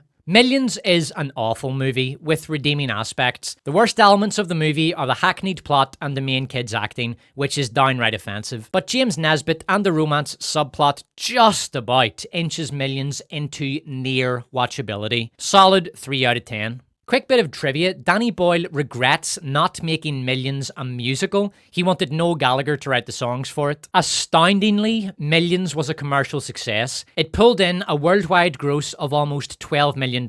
I have no idea what the movie's budget was, but judging by the production design and audio-visual quality, my guess is somewhere between $200 and $300. Seriously, the audio mixing in this movie is shocking. Listen to this. I'm not sure. Well, I'm not queuing up again. The poor kid's been in there half an hour. In 2004, at 6 movies into his career, Danny Boyle was a highly successful director with 5 hits, including 2 massively profitable indie smash hits, Trainspotting and 28 Days Later, and a mainstream hit with The Beach. Only A Life Less Ordinary had flopped, but a film director is like a World War II U-boat. No matter how lucky or how good they are, it's only a matter of time before they catch a bomb. The second box office bomb of Danny Boyle's career was Sunshine. Sunshine tells the story of Icarus II, crewed by astronauts who are on a mission to bomb the dying sun in the hope of reigniting it. As they pass Mercury, they receive a distress signal from the Icarus I, the first spaceship sent to the sun that mysteriously disappeared, so they decide to take a detour and go after the Icarus I. The crew's rationale for this detour is that if Icarus II's bomb doesn't work, maybe Icarus I's bomb will. Sunshine was written by Alex Garland, and like all of his movies, it is heavily steeped in themes and allegory. To give a full picture of what Sunshine is about beyond its basic narrative, I will examine the 9 characters in detail. Kappa, the physicist, Cassie, the pilot, Mace, the engineer, Searle, the psychologist, Corazon, the botanist, Kaneda, the captain, Trey, the navigator, Harvey, the comms officer, and Pinbacker, the captain of Icarus I who goes mad. The central theme of Sunshine is God versus science. The characters represent different sides of this divide. Their actions, fates, deaths, and how their deaths are foreshadowed all indicate where they land on the spiritual spectrum. Kaneda is Icarus II's captain. He is a spiritual character. He's warm toward the crew, stoic in action, and his final decisions are based mostly on emotion rather than logic. He passes the decision of whether or not to go after Icarus I on to Kappa because Kappa is the ship's physicist and is best qualified to decide if Icarus II's payload is worth the risk of a detour. This is bad leadership from Kaneda. He is the ship's captain. The ship's mission is to deliver the payload to the sun. That's it. He should have shut down the idea of going after Icarus I immediately and proceeded on mission as planned. I think his motivation for going after the Icarus I is revealed here. 2 last hopes is better than 1. That's it. Notice his word choice here. Kaneda's reply reveals that he is pleased with this decision. Although he recognizes the utility of a second payload, he also wants to explore the unknown, to see what happened to the Icarus I, and to rescue any survivors, though the chances of there being any survivors is remote. When the sun's shield is damaged because Trey forgot to adjust it when the ship course corrected, 2 of the crew need to go out and fix it manually. The correct choice for this mission is some combination of Harvey, the comms officer, Mace, the engineer, and Trey, the navigator. Trey is out because he's mentally unstable due to his mistake leading to the potential extinction of mankind, so that leaves Mace leading the operation to fix the shield, with Harvey as his assistant. But Kaneda doesn't want to expose his crew to danger, and so makes the emotion-based decision to go out himself. This is a brave, admirable choice, and this style of leadership will certainly inspire his crew to give their all in the mission, but it's too late for that kind of gesture. The shield has to be fixed now, or the mission is over. All peripheral considerations are irrelevant. After that, the payload must be delivered. Kaneda needs to lead the crew to their final objective. Mace should be on this mission because he's the engineer, and Harvey is expendable because he's the comms officer, and communication with Earth is impossible this close to the sun. Mace volunteers Kappa to go out, and Kappa agrees. Sending Kappa is nuts because his sole function is to prep the bomb for delivery. He must not die. The sun in Sunshine is a metaphor for God. The closer the characters are to it, the more at peace they are with their own death. The farther away they are from it, the more they struggle against their death. Kaneda's death is foreshadowed in an early scene in which he gazes contemplatively into the sun. The visuals distort so that he almost looks like he is being consumed by sunlight. He dies on top of the sun shield, sacrificing himself to fix a broken panel in order to save the ship. He gazes into the oncoming sunlight and is swallowed up by it. I'm examining characters in order of death, so next up is Harvey, the comms officer. Harvey is by far the least spiritual character in Sunshine. He never voluntarily enters the light of the sun. He, Kappa, and Mace get trapped in the Icarus 1, and there is only one spacesuit, so only one crew member can fly back to Icarus 2. Harvey responds to this predicament thusly. What happened? The airlock's destroyed. There's only one suit. Kappa's taking it. Kappa, I order you to remove that suit. The comms towers have been destroyed. He's literally an oxygen thief now. After the garden was lost in a fire, the Icarus 2 does not have enough oxygen to get the entire crew to the sun. The best thing Harvey can do for everyone right now is to stop breathing. But his mind is ruled entirely by a Darwinian logic.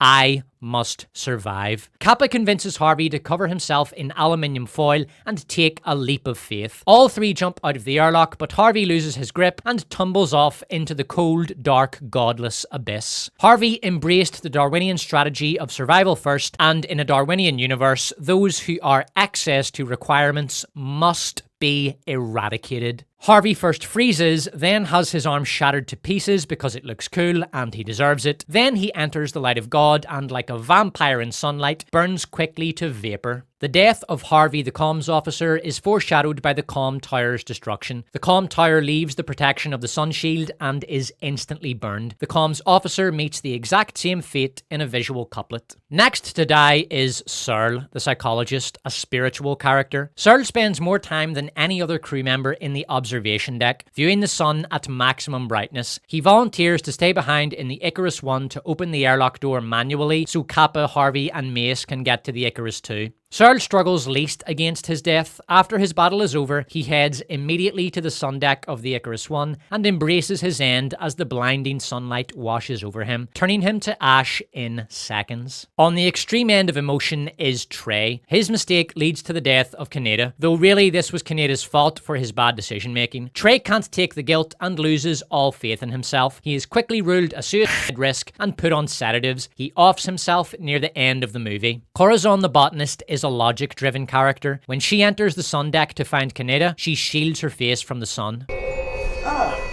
Icarus, dial it down a little, will you?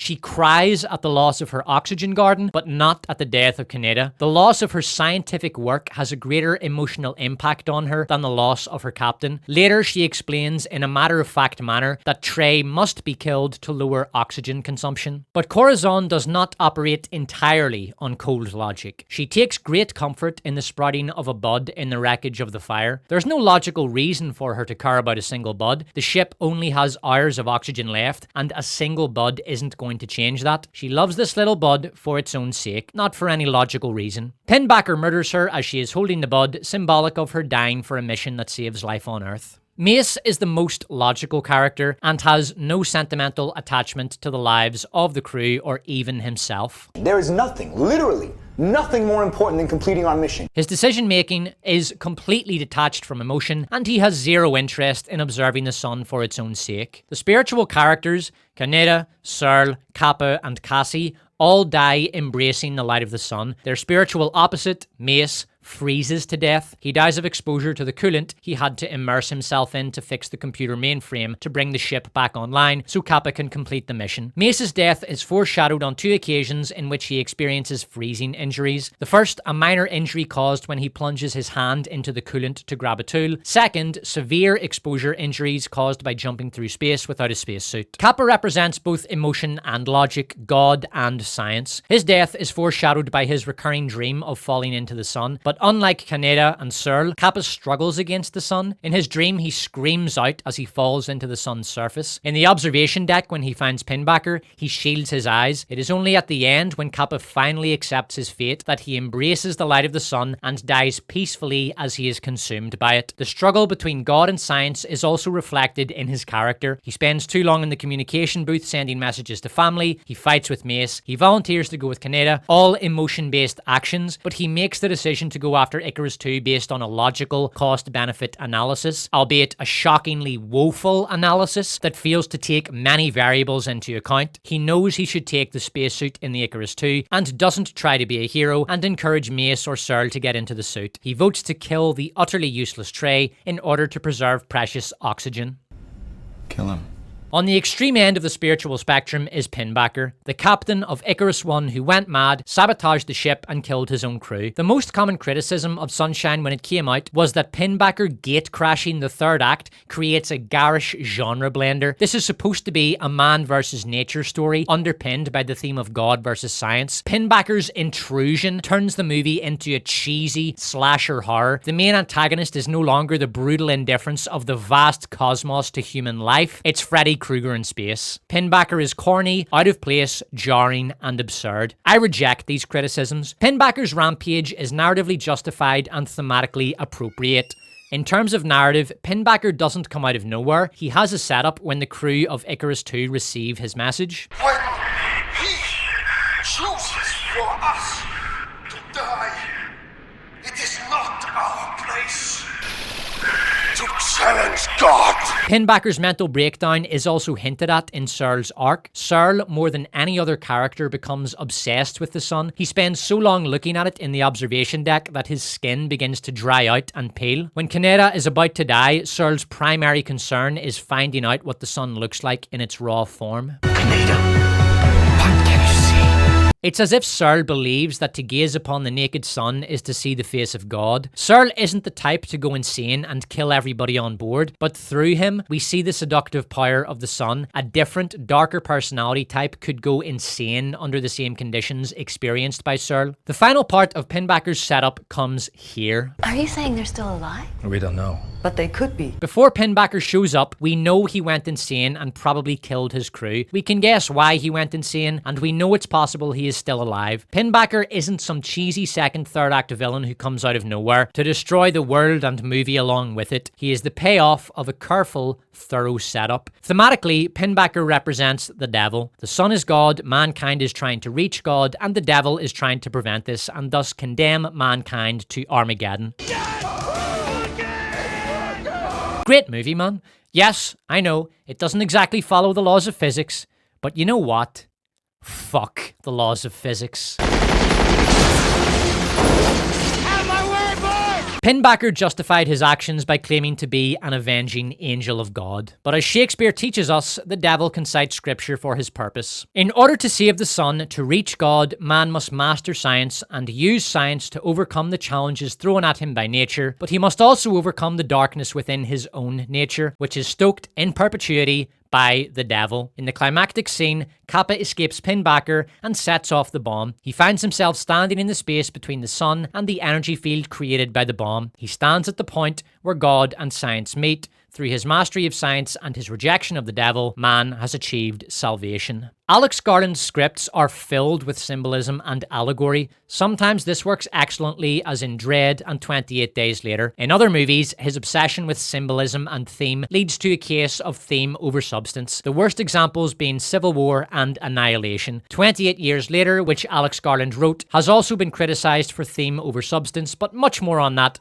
later in the video. Sunshine mostly works, but there are problems in narrative setup and plot, which Alex Garland ignores so that he can have his God versus science allegory. A harsh but not entirely unjustified summary of Sunshine could go thusly. Sunshine tells the story of Icarus 2, crewed by astronauts who are on a mission to bomb the dying sun in the hope of reigniting it and saving mankind. But they're all morons, so they decide to take a detour on their mission to save mankind to go after the Icarus 1, the first spaceship sent to the sun that mysteriously disappeared 7 years ago. Their rationale for this detour is that maybe Icarus 1's defibrillator bomb might still be functional possibly, and possibly also the ship could potentially still be in working condition maybe. So if Icarus 2's bomb doesn't work, maybe the previous iteration of the exact same device will work because, you know, yeah. Then a crazy guy shows up and kills everybody and Cillian Murphy nukes the sun and smiles the end. Okay, I'm no astronaut and my theoretical physics isn't what it used to be, but here's an idea. Instead of risking the fate of humanity on the theory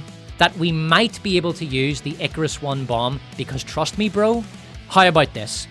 We go bomb the sun, Then, if that doesn't work, we sling around Mercury or Venus, then go to the Icarus 1 and try our luck again with their bomb. Icarus 1 isn't in orbital decay, its sun shield and comms are fully operational, it's almost certainly going to be there if we need it. 2 last hopes is better than 1. I don't agree.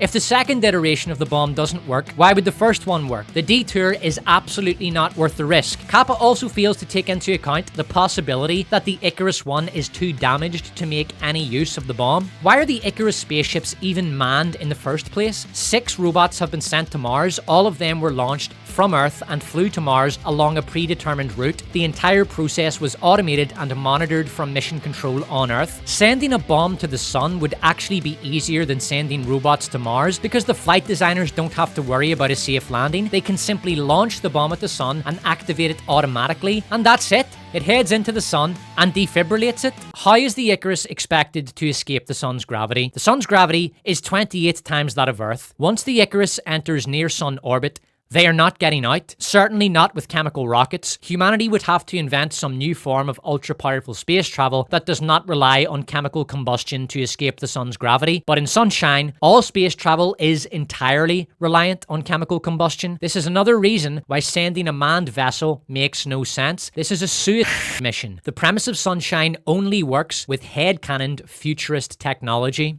According to Stuff You Should Know, if you were sent adrift in nothing but an average NASA spacesuit, solar radiation would claim your life before you'd so much as reached the halfway point between Earth and the Sun. Here's another quote I found on Quora. NASA research scientist Eric Christian has said that it might someday be possible to design a vessel that could safely take human astronauts within 4 million miles of the Sun. Icarus has to go almost to the surface of the Sun. The crew would be torn to shreds by solar radiation long before they even got close to the Sun. Bizarrely, the only futurist aspect of Sunshine that isn't total nonsense is the sun shield. According to the smattering of research I did on this topic, such a shield is theoretically possible, although it would have to be immensely powerful, and it would not deflect the sun's radiation outside the visible, ultraviolet, and infrared ranges. I have no idea what that means, but the internet seems to regard it as correct. This means that every living thing on board the Icarus spaceships is going to die well before the ship reaches the sun. By the way, if you are a science geek, please let me know in the comments how you rate Sunshine's science.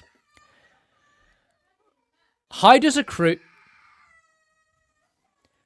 crew of humanity's best forget to adjust the sun shield after the course correction? And why didn't the AI do this for them? Why did she wait until after the shield had been damaged to adjust it? Or even better, warn the crew that the shields had not been adjusted? Why is there no protocol for what to do if they come across Icarus 1? This seems absurd. A mission of existential importance to mankind would have protocols for all eventualities. Kaneda's job would be to ensure that these protocols are carried out. Given his extensive exposure to sunlight, why hasn't Pinbacker died from radiation poisoning? He wouldn't have died of cancer because there is no way he would have lived long enough to die from cancer. Why hasn't Pinbacker gone blind from overexposure to sunlight? How does no one notice Pinbacker infiltrating the ship? And why didn't the ship AI inform the crew that an unknown had just entered the ship? Corazon says there is not enough oxygen to get all the crew to the sun, but later, Kappa, Pinbacker, and Cassie all go to the payload to escape the Icarus. They're all breathing and no one is wearing a helmet. This means the payload, which is the size of Manhattan, is pressurized and filled with oxygen. Sunshine looks beautiful. The contrasts between sunlit exteriors and claustrophobic interiors are extremely effective in giving the movie a unique aesthetic. The cinematographer wanted the ship's interior to be dominated by blue, green, and grey to make the sun a starker, more brilliant visual presence. Apart from the spacesuits, there is no gold or yellow used anywhere in the interior of the Icarus spaceship. The production design is also excellent. The CGI looks great, and the camera becomes less stable and more frantic as the mission spirals out of control. Sunshine has great characters and interesting themes. Acting, visuals, pacing, and music are also all excellent. The piece Adagio in D minor was so good it became a film cliche. It was used in Kick-Ass, The Walking Dead, and Top Gun Maverick, and many movie trailers. Plot holes and an unconvincing premise drag Sunshine down, but there is a lot of rewatchability here and some excellent standout scenes. Despite its problems, Sunshine is a good movie, but is misunderstood and underrated. 7.5 out of 10. Slumdog Millionaire came out in 2008, only 1 year after Sunshine. It is Danny Boyle's biggest commercial and critical success. It won a total of 118 film awards, including 8 Academy Awards. Best Adapted Screenplay, Best Cinematography, Best Film Editing, Best Original Score, Best Original Song, Best Sound Mixing, Best Picture, and Best Director. Okay, sorry to interrupt the video. I just opened up Spotify to throw on some music to enjoy while writing this script, and for some inconceivable reason, Spotify is advertising Ed Sheeran to me, as if I would want to listen to that shite. Anyway, I'm gonna listen to Pithecanthropus erectus, Charles Mingus's most underrated piece, and get back to my script. Hopefully, this is the last we will see of Ed Sheeran in this video. Slumdog Millionaire is about a call center worker named Jamal trying to win 20 million rupees on Who Wants to Be a Millionaire. Before the final question, he is arrested on suspicion of cheating. Over the course of the police interrogation, he explains how he knew the answers to the questions, which are rendered as flashbacks to his tragic childhood. In the present, he has recently reconnected with his brother Salim and is trying to elope with his childhood companion Latika, who is currently imprisoned as a kept woman by a crime lord. The childhood flashbacks form a linear story. The present-day timeline is told in a non-linear format. The childhood stories make for brilliant short films in their own right, but form part of a greater narrative of childhood tragedy and poverty. The present-day narrative is compelling because the audience wants to see if Jamal will win Who Wants to Be a Millionaire and if he will get the girl. Interestingly, the linear past, non-linear present format is the exact same structure used by Christopher Nolan in Oppenheimer. Oppenheimer's security clearance hearing presents questions, and the flashbacks answer those questions. The stories told in flashback are interesting and form a greater narrative, but the audience is also invested in the trial because we want to know the outcome and its consequences. The alternating timelines format allows Slumdog Millionaire to maintain a breakneck pace, but there are also quieter, slower-paced scenes which let the movie breathe and keep it from turning into a frenetic mess. Slumdog Millionaire explores themes of karma and destiny. The two main villains commit horrible crimes and are killed in turn. Salim rapes Latika and becomes a hitman for a mob boss. He tries to redeem himself but still ends up getting shot to death in a bathtub full of money. Is this scene A, a blood money metaphor, B, symbolic of Salim trying to wash himself clean of sin, C, just a really cool visual with no meaning, or D, Oxford Circus? Jamal rescues Latika and later gives up crime and gets a job in a call center. He gives up the pursuit of money and his overriding goal in life becomes to find Latika. His reason for going on Who Wants to Be a Millionaire is that it's a popular show and Latika might be watching. He ends up rich and gets the girl. Slumdog Millionaire opens with the Destiny theme, including it as a possible answer in a millionaire question style format. Over the course of the movie, it turns out that the answer is mostly B. He's lucky. But can a guy who was born in a slum, whose mother was murdered when he was a boy, and who lost contact with his brother in a gang incident as a young teenager, really be that lucky? Jamal's answer to the final question is a blind guess, and he gets it right. The point of the movie's opening question is that there is no right answer. It is for the viewer to decide if Jamal's fate is destiny or if he was just lucky. An aspect of directing that Danny Boyle always gets right is casting. He has only gotten 2 casting decisions wrong in his career, the lead kid in Millions and another which we will get to later in the video. The casting in Slumdog Millionaire is perfect. Everyone in the movie is excellent. The child actors Dev Patel and Ankur Vikal as Maman are particularly good, but the standout performance is Anil Kapoor as the host. He radiates charisma. He plays brilliantly off Dev Patel, and he's convincing as a petty villain who tries to sabotage Jamal by feeding him a wrong answer. But how does it matter? It's my show. My fucking show!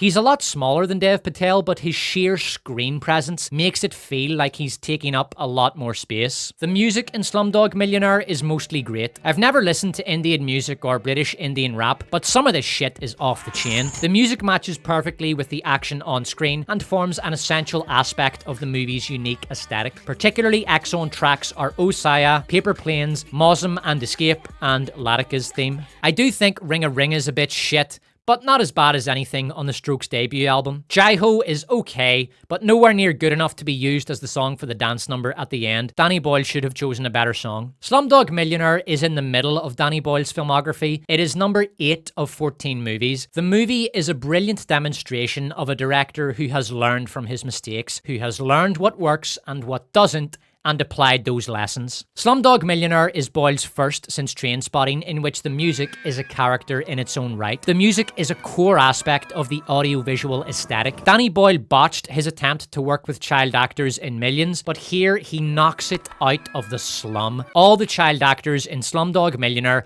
give great performances and are well directed. The production set up an education trust fund for all the child actors in the movie, and they thoroughly earned it. Boyle redeems his hammy blood money metaphor from Shallow Grave with a much better rendition of this metaphor in the scene in which Salim is shot dead in a bathtub full of money. The added symbolism of this being an attempt by Salim to cleanse himself of past sin adds a layer of depth to this visual. Slumdog Millionaire explores themes of destiny and karma, but unlike in Sunshine, these themes don't come at the expense of narrative, and characters are treated as people, not as pieces of an allegorical tale. Boyle tried and failed to do a destined to fall in love fairy tale romance in A Life Less Ordinary. Slumdog Millionaire presents a fairy tale romance that is compelling and which gives the audience a couple they can root for.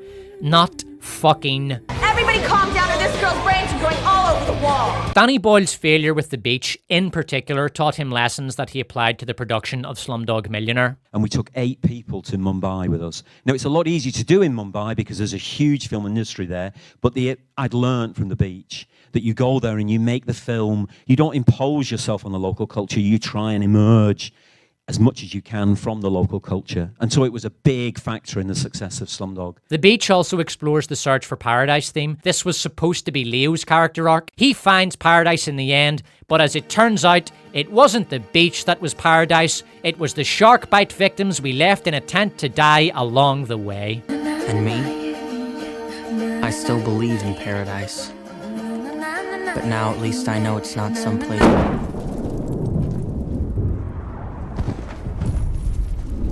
The search for paradise metaphor is most obvious in the desire of everyone to be a millionaire, to escape the slum, or the call center, or wherever. In the case of Jamal, his paradise is Larika. He doesn't care about the money. Salim is the antithesis to starry-eyed Jamal. Salim is a practicing Muslim and believes in paradise in the afterlife, but he considers the idea of a paradise in the here and now to be naive and childish. Salim, where is Latika?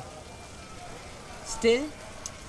Jamal reaches paradise in the end. Whether or not Salim got to paradise is between him and God. This is an aspect of the film I particularly like. Boyle leaves it for the viewer to decide, does Salim redeem himself in the end? Can he be forgiven for his sins and enter heaven? The visuals in Slumdog Millionaire are Danny Boyle's most impressive since Trainspotting. The movie opens with a juxtaposition between Jamal in the millionaire set chair and the police interrogation room, and sudden switches between the two present a dramatically compelling intro. The viewer wants to know what's going on, but it also emphasizes that to Jamal, these situations are similar. In both the millionaire chair and the police interrogation room, Jamal is in an alien setting, experiencing shell shock. The policeman hitting Jamal also hints that his visual analog, the host, is also a villain who seeks to use Jamal for his own purposes. There's beautiful use of color contrast throughout the movie, such as in the opening scene when the dark blue of the millionaire set is contrasted with the bright yellows of Jamal's vision of Larika, reminiscent of the cinematography in Sunshine.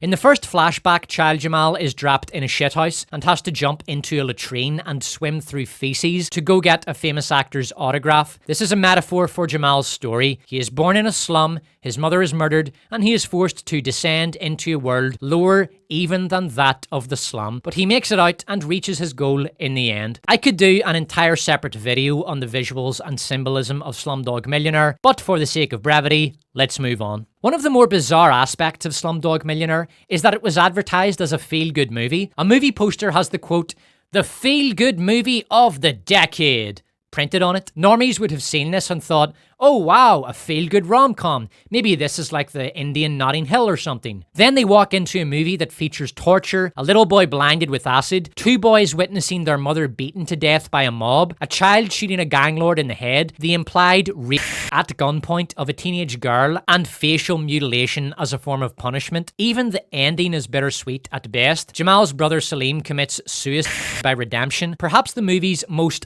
harrowing moment was seeing Jamal and Larika make arguably the most heinous sandwich ever put to film. What is this shit? Get up. Get out! Danny Boyle absolutely deserved the Best Director Oscar for Slumdog Millionaire. Firstly, because it's a brilliant film, but also because he had no competition. The other nominees were David Fincher for The Curious Case of Benjamin Button, a horrible slog that reminded the film world of why trying to knock off Forrest Gump is a bad idea. Frost Nixon, a completely pointless dramatization of an old TV interview of Richard Nixon, which is itself today only remembered as the providence of the Despot of Antrim meme. That means that it is not illegal. Milk, a Harvey Milk ass kissography starring Sean Penn, one of many now forgotten Oscar bait biopics. I actually saw this movie at the QFT cinema in Belfast when it came out. It's bollocks. Finally, The Reader. You all remember The Reader, right guys? The incredible movie. Hold on, let me see what this thing was about. Alright, Wikipedia. The Reader tells the story of Michael Berg, a Berlin lawyer who, as a 15-year-old in 1958, has a brief summer love affair with an older woman, Hannah Schmitz. She liked young boys. Her and Harvey Milk would have gotten along like an Untermensch on fire. She abruptly leaves, only to resurface years later as one of the defendants in a war crimes trial stemming from her actions as a concentration camp guard at a Nazi... Oh, for fuck's sake. Yeah, of course. It's a German movie nominated for an Oscar, so of course it's about the fucking November Alpha Zulu Indians. Slumdog Millionaire is a massively entertaining movie that hits a perfect balance of theme, plot, character drama, and narrative juxtaposition. This was the third time in his career that Danny Boyle had caught lightning in a bottle, and it was so refreshing for audiences at the time. Compare Slumdog Millionaire to the dull as dog water dramas that were nominated for directing Oscars that same year. These movies are wrong in many ways, but they are, above all, boring. Slumdog Millionaire is exciting, bright, entertaining. It's brutal at times, but it also knows how to have a good time. And when this narrative epic has run its course, fuck it! We're doing a dance number. Why? Because... I have only two criticisms of Slumdog Millionaire. First, Jai Ho isn't a good song for a dance number. It has a big chorus, which is why it was selected, but the song's energy drops off far too much in the verse, and its energy falls out of sync with the energy of a big flash mob. Second, Jamal lacks the charisma to attract a high-quality woman, and yet he gets Latika to elope with him off the bat. He's a call center worker with no prospects. I find it difficult to believe that she would choose to elope with him before he became a millionaire, but those are minor criticisms and only cost the movie half a point in the final tally. Slumdog Millionaire gets 9.5 out of 10. Danny Boyle's next movie, 127 Hours, was released in 2010. 127 Hours tells the true story of a hiker who gets his arm pinned against a rock wall by a boulder while hiking through a crevice. He spends several days trapped inside the crevice, trying everything he can to get free. When everything fails and he's out of water, he severs the part of his arm that is trapped in order to free himself, then walks off into a montage of triumph. 127 Hours is, hands down, the least interesting of Danny Boyle's movies. I do have quite a few thoughts on the movie, but before we get into the meat of it, I want to tell a brief personal anecdote.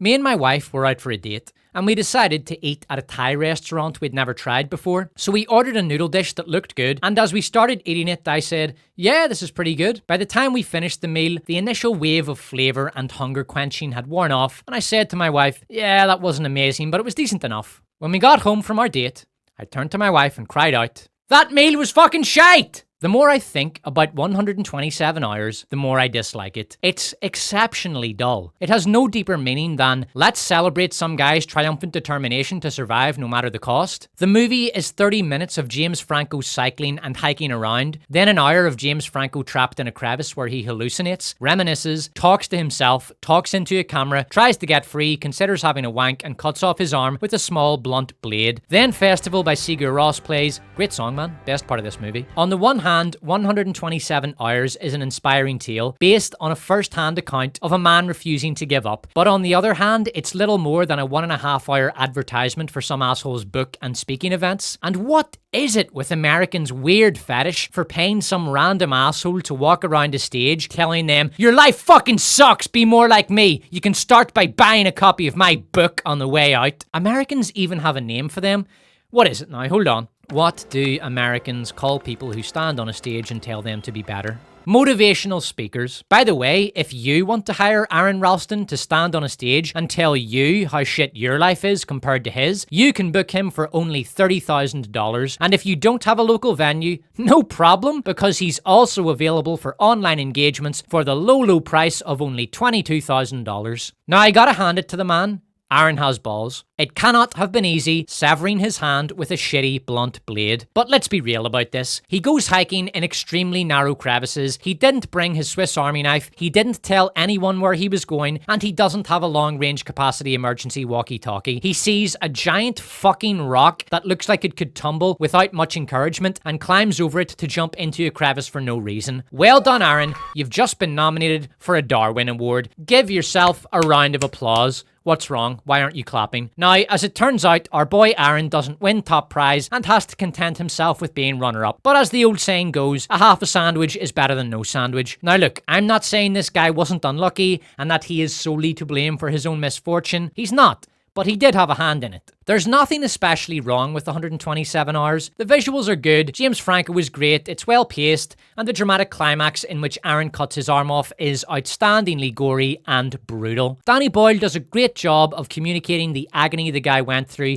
hacking away at his arm and cutting through his nerves. The problem I have with the movie is that it all just feels a bit pointless. 127 hours is watchable, but it has zero rewatch value. The movie was a hit with audiences and critics. It made over $60 million on a $17 million budget. 127 hours is definitely better than Millions, so it's at least a 4 out of 10, but Kate Mara does have a nice swimsuit shot in it, so as tempted as I am to sever 6 points off this thing, we'll round it up to 5 and let the movie walk away with half. At this stage of his career, Danny Boyle had won an Oscar and was coming off the back of a commercial smash that made $378 million on a $15 million budget and a critically acclaimed follow-up that was also a hit. In 2010, the guy was hotter than Cillian Murphy at the end of Sunshine. He could do whatever he wanted and no one was going to ask questions. And that's the problem, because Danny Boyle settled on a movie called Trance as his next project, and what he really needed at that moment was for someone to look at the script for Trance, then come to him and say, "What is this shit? Get up! Get up!" Trance is Danny Boyle's worst movie. It is a smouldering pile of garbage with no redeeming features. His previous duds were really awful in fun and interesting ways. Shallow Grave has a twee 90s British aesthetic, and Ewan McGregor is blood-curdlingly unlikable in it. A Life Less Ordinary. That was different. Was it? Because it didn't feel any different to me. Millions is a bizarre rehash of Shallow Grave with religious overtones, starring an abysmal child actor. The Beach features Leonardo DiCaprio prancing around a jungle rendered in knockoff 90s video game graphics, then smiling about that time he went to an island and witnessed the deaths of 6 people. But Trance is just mind-numbing boredom for over an hour, followed by 30 minutes of headache-inducing plot twists. Not only is Trance awful, it's awful in the most generic, pedestrian way possible. Trance is the least Danny Boyle movie. It relies on ridiculous levels of character stupidity and absurd contrivance for the plot to happen. So let's get into it. Karen iPhone, throw a bit of music on, gorgeous.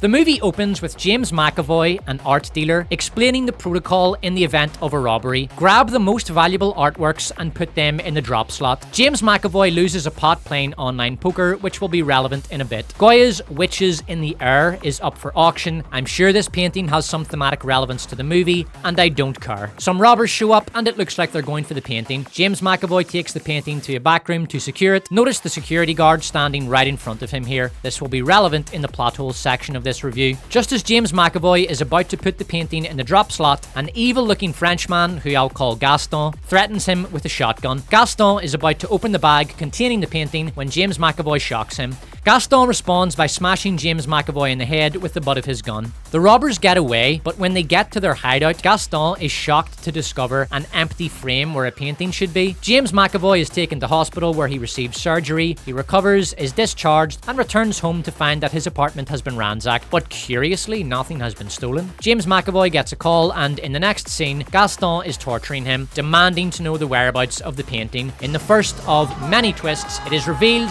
that James McAvoy was the inside man on the job. Over the course of the torture, James says he has amnesia and can't remember where he stashed the painting. So after consultation with James McAvoy's doctor, Gaston comes up with a novel solution. Use a hypnotist to recover the memories. James randomly selects Rosario Dawson as his hypnotist and goes to see her that day wearing a wire so the robbers can listen in. Over the course of a couple of sessions, Rosario Dawson figures out that James is neck deep in shit. She discovers the wire and she makes herself known to the robbers. I want to talk to the men who are listening. The men who heard him.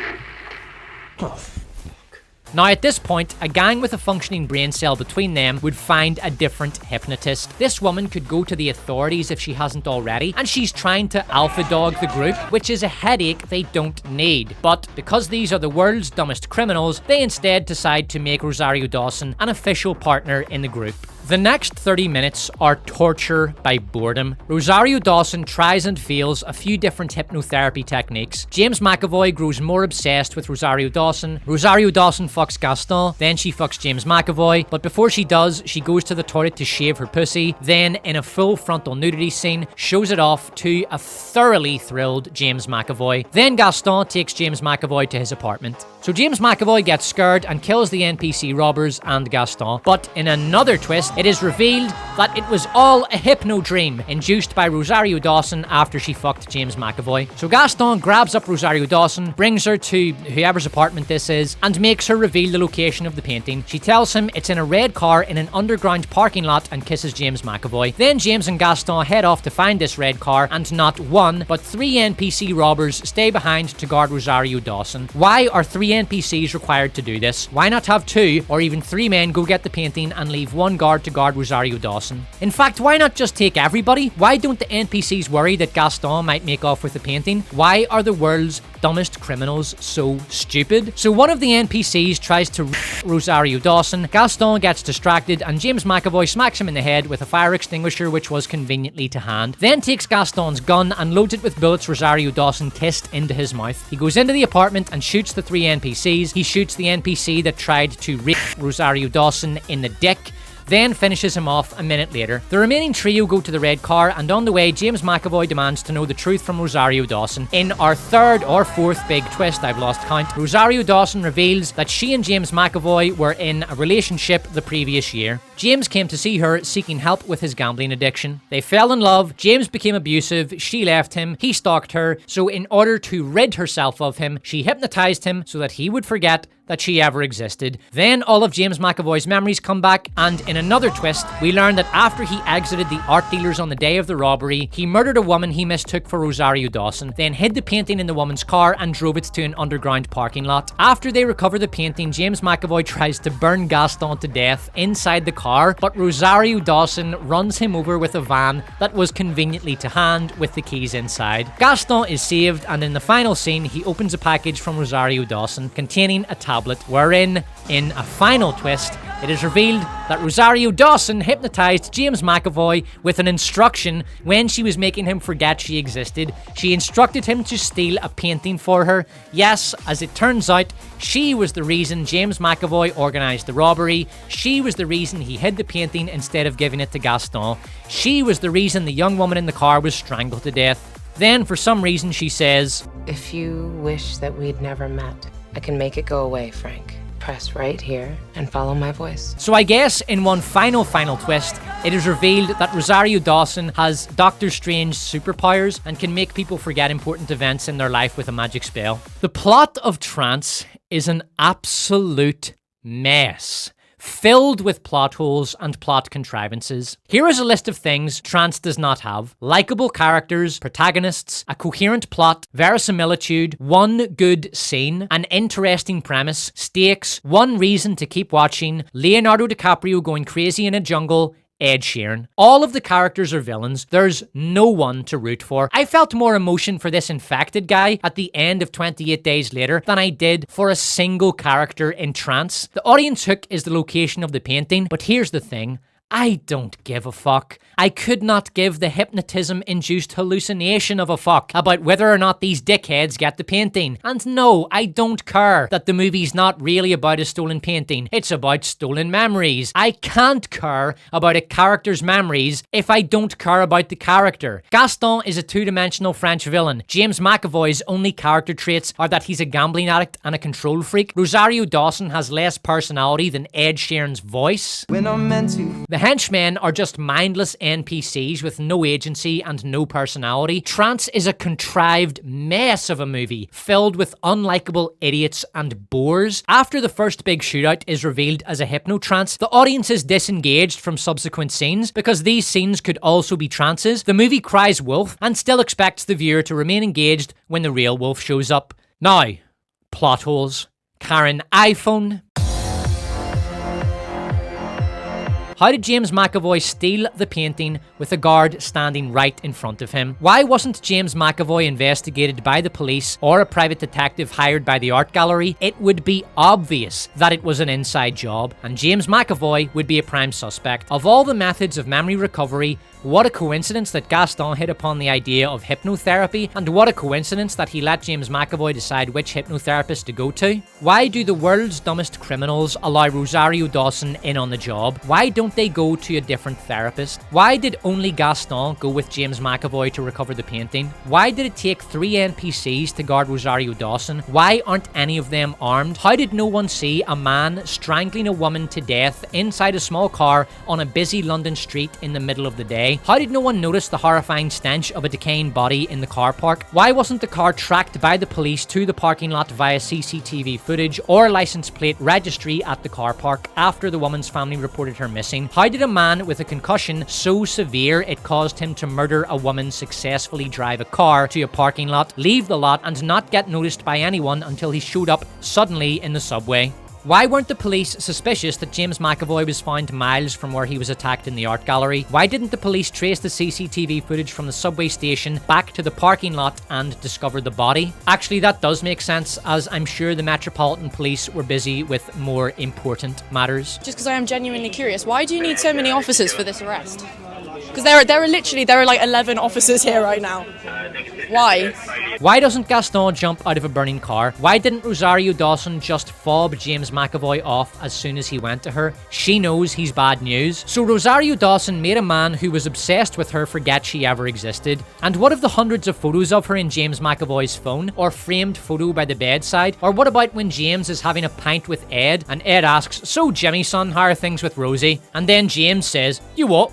And Ed says, "Rosie, Rosario, you hairbag, the woman in this photo. Things still going well." Is James programmed not to register such interactions? How and why did Rosario Dawson hypnotize James McAvoy to steal a painting? I'm no hypnotism expert, but I don't think that's how hypnotism works. Why does she want a £25 million painting? What is she going to do with it? She has no criminal contacts and thus cannot fence it. And there is nothing in her characterization to suggest that she is a lover of art. Rosario Dawson claims she can hypnotize Gaston into forgetting her via a pre-recorded therapy session. I'm no expert at hypnotism, but I don't think that's how hypnotism works. And why would Gaston care to forget her? She's gone from his life. Nothing more to him now than a minor asset in the wank bank. He's not going to risk hypnotherapy after seeing how fucked up James McAvoy became under its influence. Visually, Trance is hideous. Almost the entire movie takes place in dark, boring, geometric rooms, ironic given the film's allusions to great art. The movie is utterly devoid of humour. It contains not a single moment of levity. It is visually monotone, dramatically one note, relentlessly unengaging, and embarrassingly incoherent. Trance twists itself into a spastic pretzel, trying desperately to be clever and shocking, and as a result,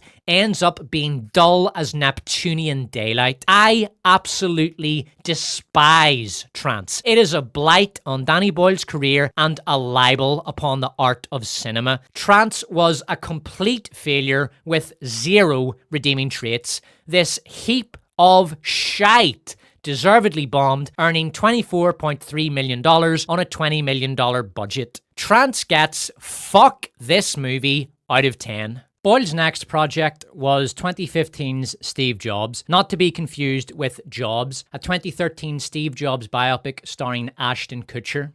Get your shit and get out. You're done. I'd like to do a video on Jobs one day. Everything is wrong with that movie. Everything.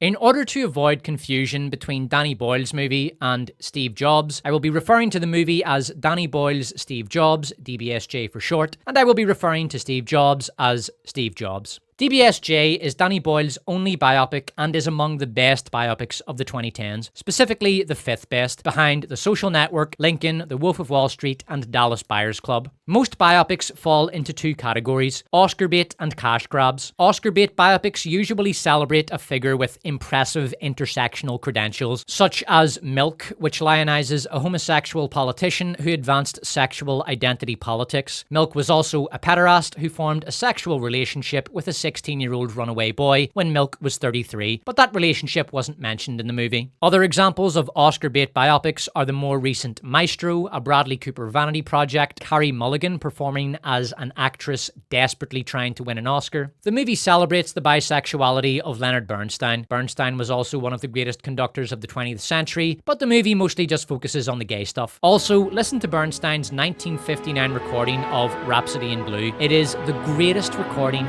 ever made of Gershwin's masterpiece. Maestro did not win any of the awards it was designed to elicit. Blonde is a Netflix original biopic released in 2022. It depicts Marilyn Monroe as a victim with no agency, whose life was ruined by the predatory men around her. Netflix intended Blonde to ride the Me Too bandwagon to Oscar glory, and Blonde was an award-winning film. It received the Golden Raspberry Awards for Worst Picture and Worst Screenplay. Cash grab biopics are lazy generic trash like Jobs, Bob Marley One Love, and the final boss of garbage biopics, Bohemian Rhapsody.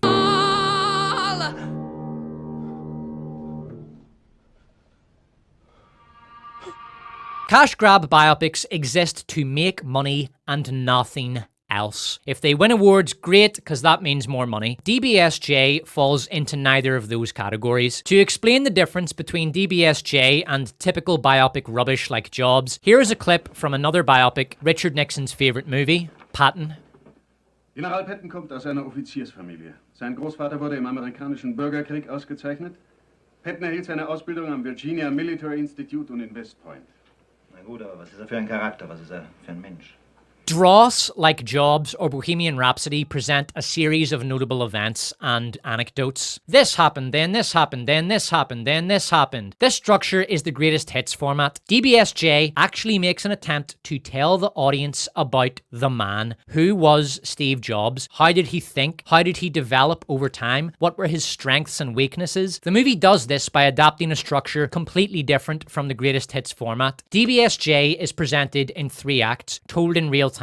The first act is the launch event for the Macintosh. The second act is the launch event for the Cube. The third act is the launch event for the iMac. Each act starts about 30 minutes from launch. While trying to prep for launch, Steve has to divide his time between his secretary, Steve Wozniak, his demo team, Apple CEO John Scully, Andy Hertzfeld, his daughter Lisa, and Lisa's mother, Steve's ex-girlfriend. Many people are pulling on Steve's attention at a time when he is least available. His reactions to them and how he deals with the problems that arise pre-launch give the audience an insight into the greatness, flaws, and mind of Steve Jobs. The brilliance of this structure is that it lends itself so well to dramatic ebb and flow. Each act of the movie has a ticking clock, the moment Steve Jobs has to go on stage and present the product to a waiting auditorium. So Steve is always in a hurry throughout the movie. Everything is happening in a state of heightened tension. Conversations have to happen quickly. Problems need to be dealt with quickly. A nagging ex has to be fobbed off. A daughter must be placated. Steve Wozniak's stupid request has to be shot down.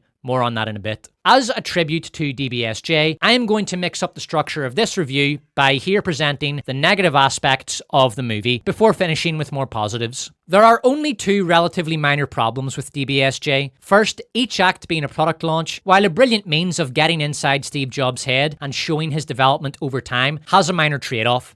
Repetition. Visually, the 3 acts all present the same bland backstage interiors, long corridors, changing rooms, stage and auditorium, and cast of Banes all trying to get at Steve Jobs. However, the repetition is offset by just how beautifully the movie is filmed. The relentless interiors give way in the end to open sky and bright daylight when Steve Jobs steps away from the noise, stress, and worry of the product launch to be with his daughter, symbolizing how his horizons have broadened over time and he has grown as a person. His world was once consumed by the small details of electronic products, but now he realizes that his relationship with his daughter is more important than the dimensions of a computer monitor. My other criticism is again very minor, and not so much a fundamental problem with the script as a trade-off.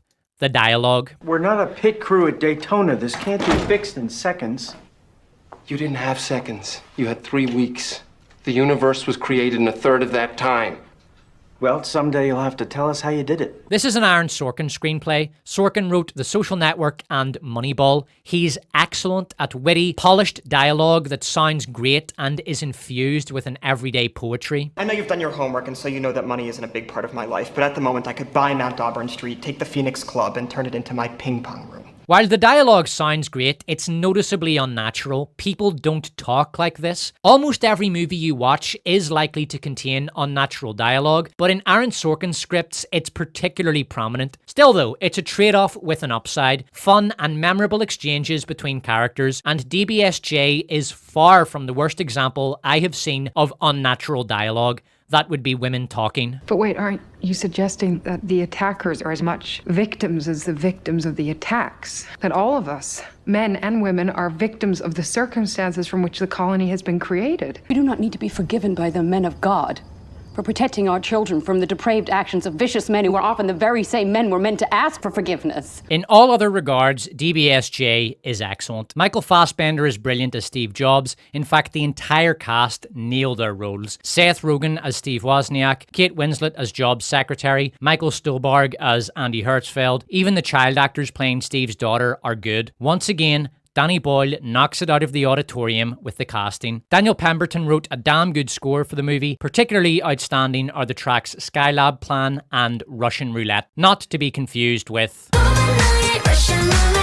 which, to be fair, is also a banger. The movie also has brilliant standout moments. Steve threatening Andy Hertzfeld, Steve explaining the Macintosh to Lisa, the argument between Steve and John Scully with the accompanying flashback to Steve being fired as CEO of Apple, the Cube debacle montage over the course of which the screen shrinks down to the iconic Apple lowercase I, introducing the new Apple era. That is an awesome visual flourish. Jobs and Wozniak's public argument brought about by Wozniak's ridiculous demands, of which more in a bit. And the beautiful, cathartic rooftop scene in which Steve tries to patch things up with his daughter and promises to put 1,000 songs in her pocket. In the first and third acts of the movie, Steve Wozniak asks Steve Jobs to acknowledge the Apple II team, and Steve Jobs refuses. Acknowledge that something good happened that you weren't in the room for.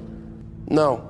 Steve. Jobs is absolutely in the right here, and off the top of my head, I can think of 6 reasons why. Karen, iPhone the music. Something with a tempo of 124 BPM. Stop! Fucking stop! I said 124 BPM, not fucking 123 BPM! Oh what, you don't think that's important? You don't think that's a pressing issue?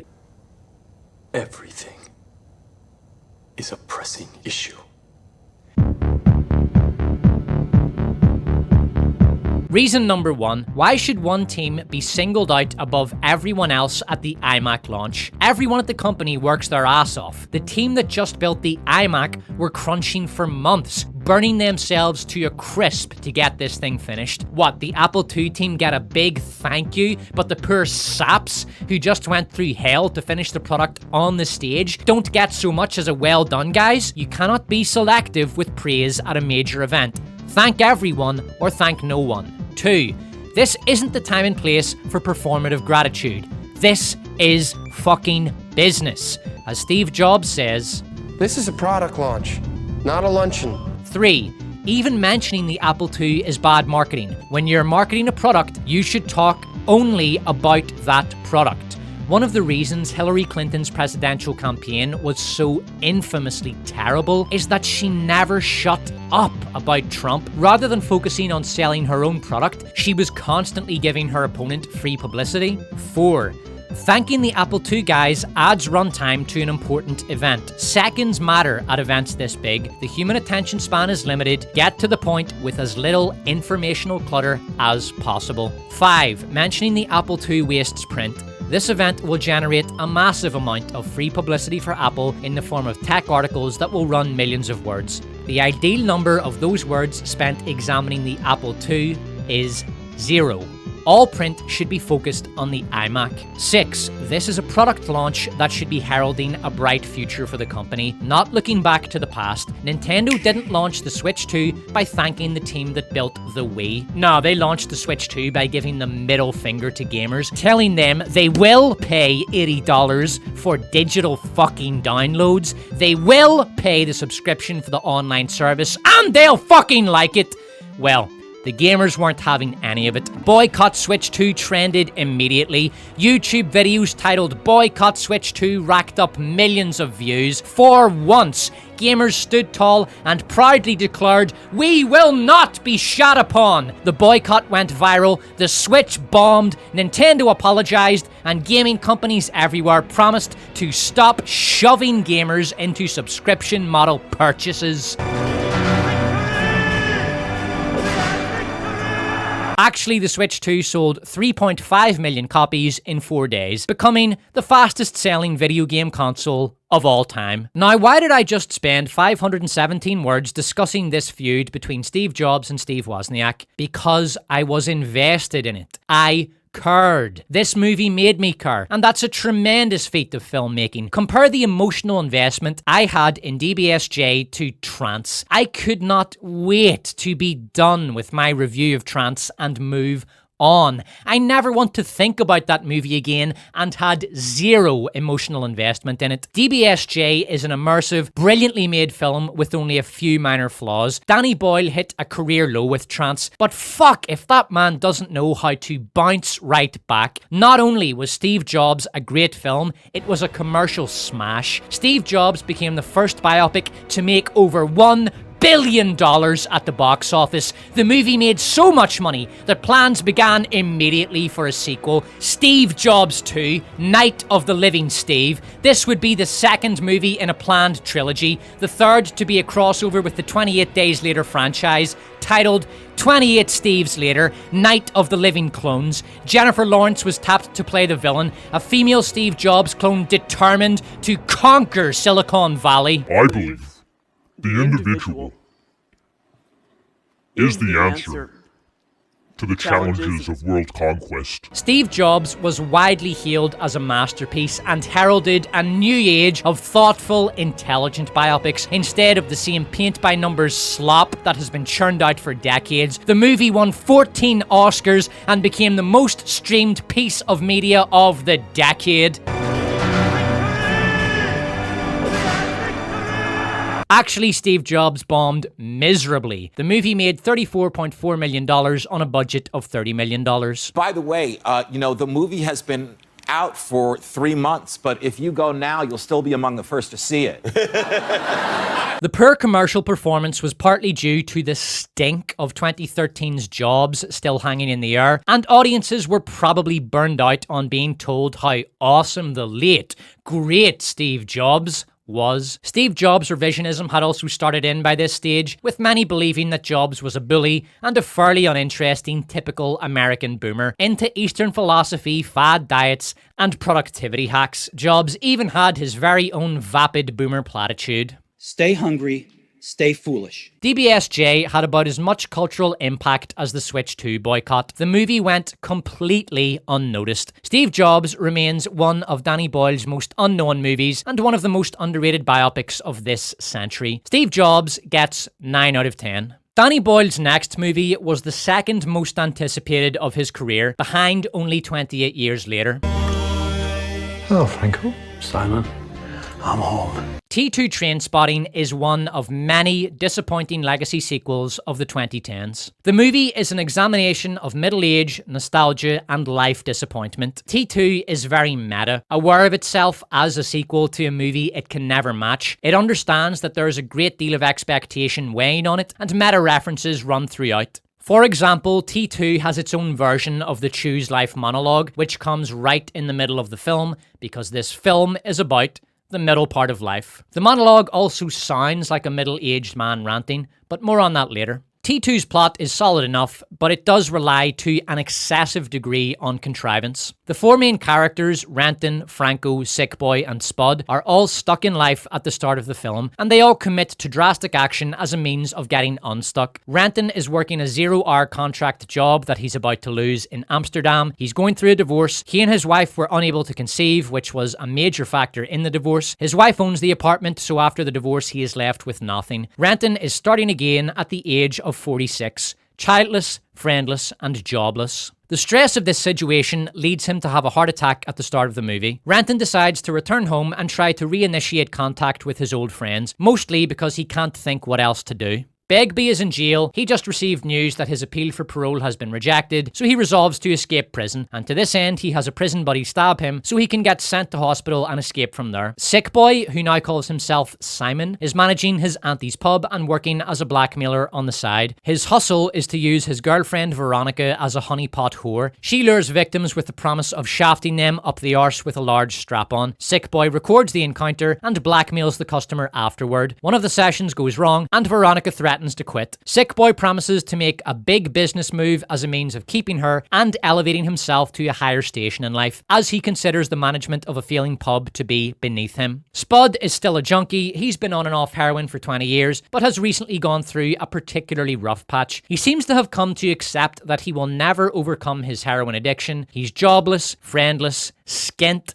and cut off from his son. Spud resolves to deal with his problems by committing death with dignity. The four characters cross paths on their respective journeys through their midlife crisis. Renton agrees to help Sickboy build a brothel. Spud gets involved after Renton saves his life. Franco eventually gets back in touch with Sickboy, learns that Renton has been living in Amsterdam, and resolves to kill him. One of the themes of T2 is the brutal consequences of dreams meeting reality. At the end of Trainspotting, Renton crosses a bridge in London, symbolising his decision to choose life. His face blurs as he disappears into the crowd, and he becomes just like everybody else. At the start of T2, he recedes from the crowd. His face comes back into focus because his dream has been shattered. Edinburgh is a kind of scrap heap that Renton has ended up on after 20 years of trying and failing to make it as a normie. Sickboy and Veronica have starry-eyed fantasies about running a high-end brothel. This dream comes apart when a local pimp kidnaps Renton and Sickboy, makes it clear that they will not be operating a brothel in Edinburgh, and leaves them in the middle of the woods naked. Franco has been harbouring a dream that he will team up with his son Franco Jr., and together they will form a successful criminal syndicate. This dream is torn down when his son delivers the devastating news that he wants to drop house robbery and study hotel management instead. Franco has also long dreamed of taking his just revenge on Renton. This obsession ultimately lands him back in jail. Renton and Sickboy also concoct a cunning ploy to win a grant from the EU by advertising their brothel to the grant committee as a bed and breakfast, which will play a prominent role in elevating local culture. The plan works and they get £100,000, but Veronica steals the money with Spud's help and returns to Bulgaria.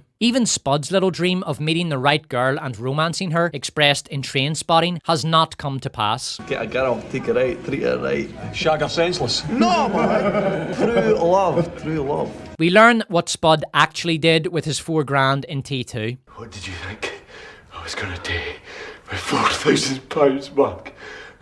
I was a fucking junkie! Spud is the only character in T2 that doesn't have a dream. He's accepted the brutal truth that he's a hopeless junkie and will never recover. Instead, Spud just goes with the flow. Renton tells him not to commit death with dignity, so he agrees, seeing as his old friend's back in town. He gets involved in the construction of the brothel because why not? He starts writing down the old stories involving himself and the boys, not because he particularly wants to, but because Veronica told him he should, and he thought, aye, why not? He forges Renton and Sickboy's signatures so Veronica can steal the money, not because he hates them, but probably because he sees this as an act of redemption, and because Veronica promised to send 25k to his son Fergus. In fairness, this is a just act. Sick Boy would only have spent the money on yet another endeavour to make himself a crime lord. This is, after all, the guy who, in Trainspotting, tried to sex traffic schoolgirls. Renton had his shot and blew it, and him being ripped off is karma for stealing the 16 grand 20 years ago. Spud doesn't even accept an offer of money from Veronica because he knows himself too well.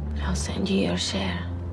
That doesn't work for me, Veronica. I just blow it all in smack. Spud has by far the greatest amount of character growth in T2 because he isn't held back by big, unrealistic dreams that are only going to lead to disappointment, instead focusing on small acts of self-improvement. Sick Boy is the polar opposite of Spud because he has big dreams, rejects any form of self-improvement, and has no character growth. He starts and ends the movie with a ruinously expensive cocaine habit. When Veronica nags him about his cocaine use, he gets pissy and defensive. 200 short.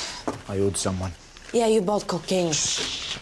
At the end of the movie, his dreams broken and his girlfriend gone with the money she stole from him, Sick Boy seems to resign himself to his fate, managing a pub until that too vanishes. Even Franco has more character growth than Sick Boy. He accepts his son's decision to study hotel management instead of choosing a criminal career path and gives him a hug. This act of magnanimity is prompted by Franco reading one of Spud's stories. I noticed Begbie seemed strangely subdued and uncomfortable. It was only then I realised the old wino was Begbie's father.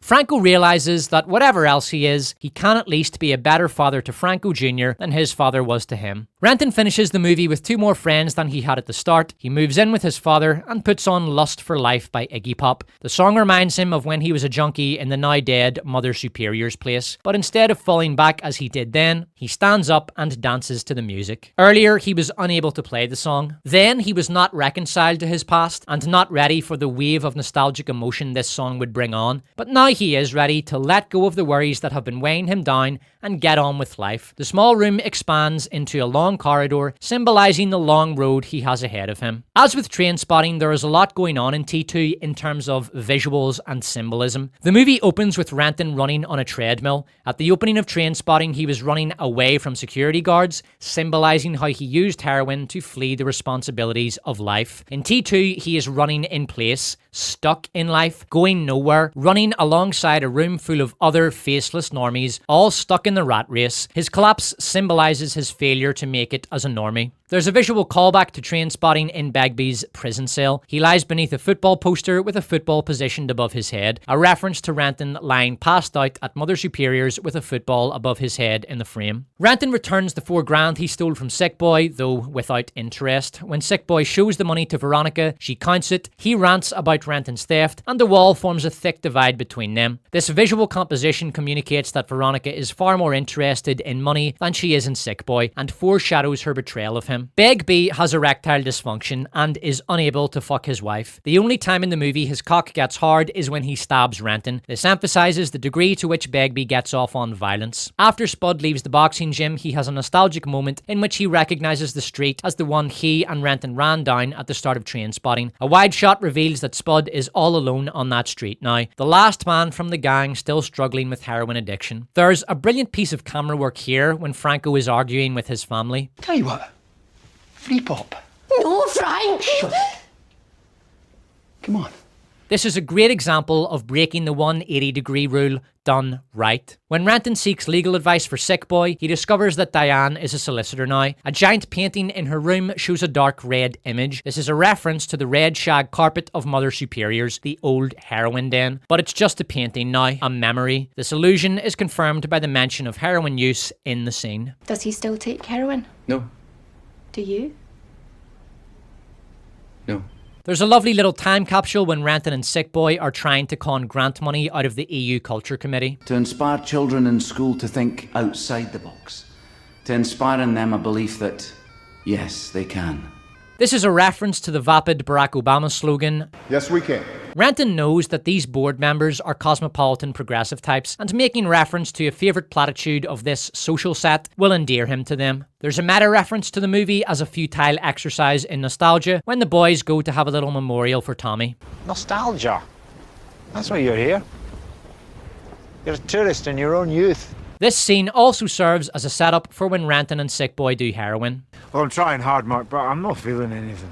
Accepting that what they are after is nostalgia, Renton and Sick Boy do heroin in order to feel the ultimate rush of nostalgia, a feeling that will take them back to the mid-90s when they were degenerates, milling about mother superiors. They were at rock bottom, but at least they still had their whole lives ahead of them. There is a lot of good in T2, and for that reason, it's easy to get carried away and call it a great film, one of the great legacy sequels. This is incorrect. There is plenty wrong with Trainspotting 2. The Choose Life monologue is set up in a beautiful example of diegetic writing. What's Choose Life? What? Simon says it sometimes.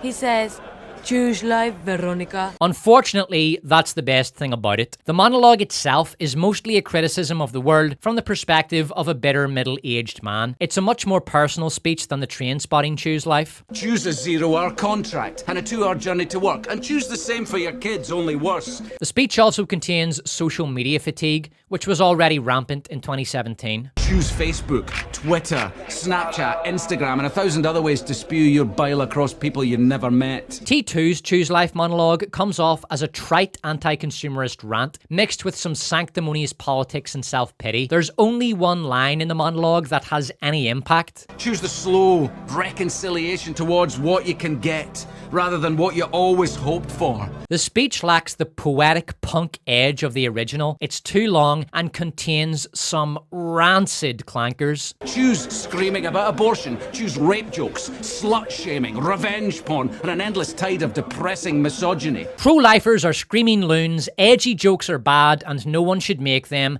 girls getting riddled by every Chad on a university campus isn't degenerate promiscuity, it's sex positive, and you're a pig if you say otherwise. Bad thing is bad, and bad thing is also bad. This is just a bilge of vague, sophomoric left-wing politics, but worse than that, this is establishment. Any mainstream British political party or media organisation in 2017 would heartily approve of this portion of the speech. The original Choose Life monologue was dirty basement bar punk. T2's Choose Life monologue is music festival pop. It is the worst single thing in this movie. The second worst thing is Veronica. She is a thoroughly rubbish character. At the start of the movie, she's involved in Sick Boy's blackmail operation. The first character trait communicated about Veronica is that she's evil, a criminal predator who targets lonely men to extract money from them through the threat of ruining their life. Later, she insists on being the madame of the brothel, which reveals that she is primarily motivated by money and status. She's nice to Spud, but only because she's planning on using him to help her steal the grant money. But worse than her behavior and moral degeneracy, Veronica is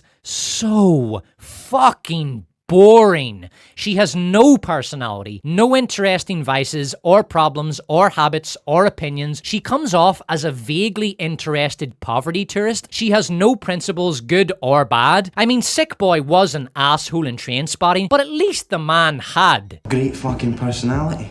Veronica's weak characterization is made worse by the tepid performance of the actress. She has no range, can't emote, and is blown off the screen in every scene by vastly superior actors. Veronica is not a character the viewer can root for. Danny Boyle's intention was to have Veronica as the stable centre around which a lot of the madness happens, similar to the approach he took with Renton in Trainspotting. He'd come up to me a few times when we were filming and saying, I'm not doing enough, am I? He said, I watch Bobby Carlyle and Ewan Bremner playing Spud and Begbie and, where everybody's going crazy all around me, and I don't appear to be doing anything. And I said, yeah, you're the centre of this insanity. You're the still centre that people will believe in. The problem is, Boyle forgot to make Veronica a compelling character and forgot to cast a competent actress. T2's scene average is middling at best. There are 2 quite bad scenes, 2 great scenes, and the rest are meh. The scene in which Renton saves Spud is horribly contrived. Renton hasn't seen Spud in 20 years, but just happens to show up at Spud's door, which conveniently has a hole in it, right at the moment Spud is in the process of committing death with dignity. The scene in the Orange Lodge when Renton and Sick Boy steal from loyalists is also absurdly contrived. Why have these people left their wallets in their coats? This is a bar. They need their wallets to buy drinks. Why does no one notice two complete strangers prowling suspiciously around the code area? Why does not a single person go to get their wallet then raise the alarm when they notice their money is missing? Why does the crowd not demand another song following the successful reception of the first? The song itself, There Were No More Catholics Left, is amusing, but the notion that Renton would be able to ad-lib these lyrics at the same time as he's improvising a melody strains believability far beyond breaking point. This is the worst scene in the movie. It's jarring,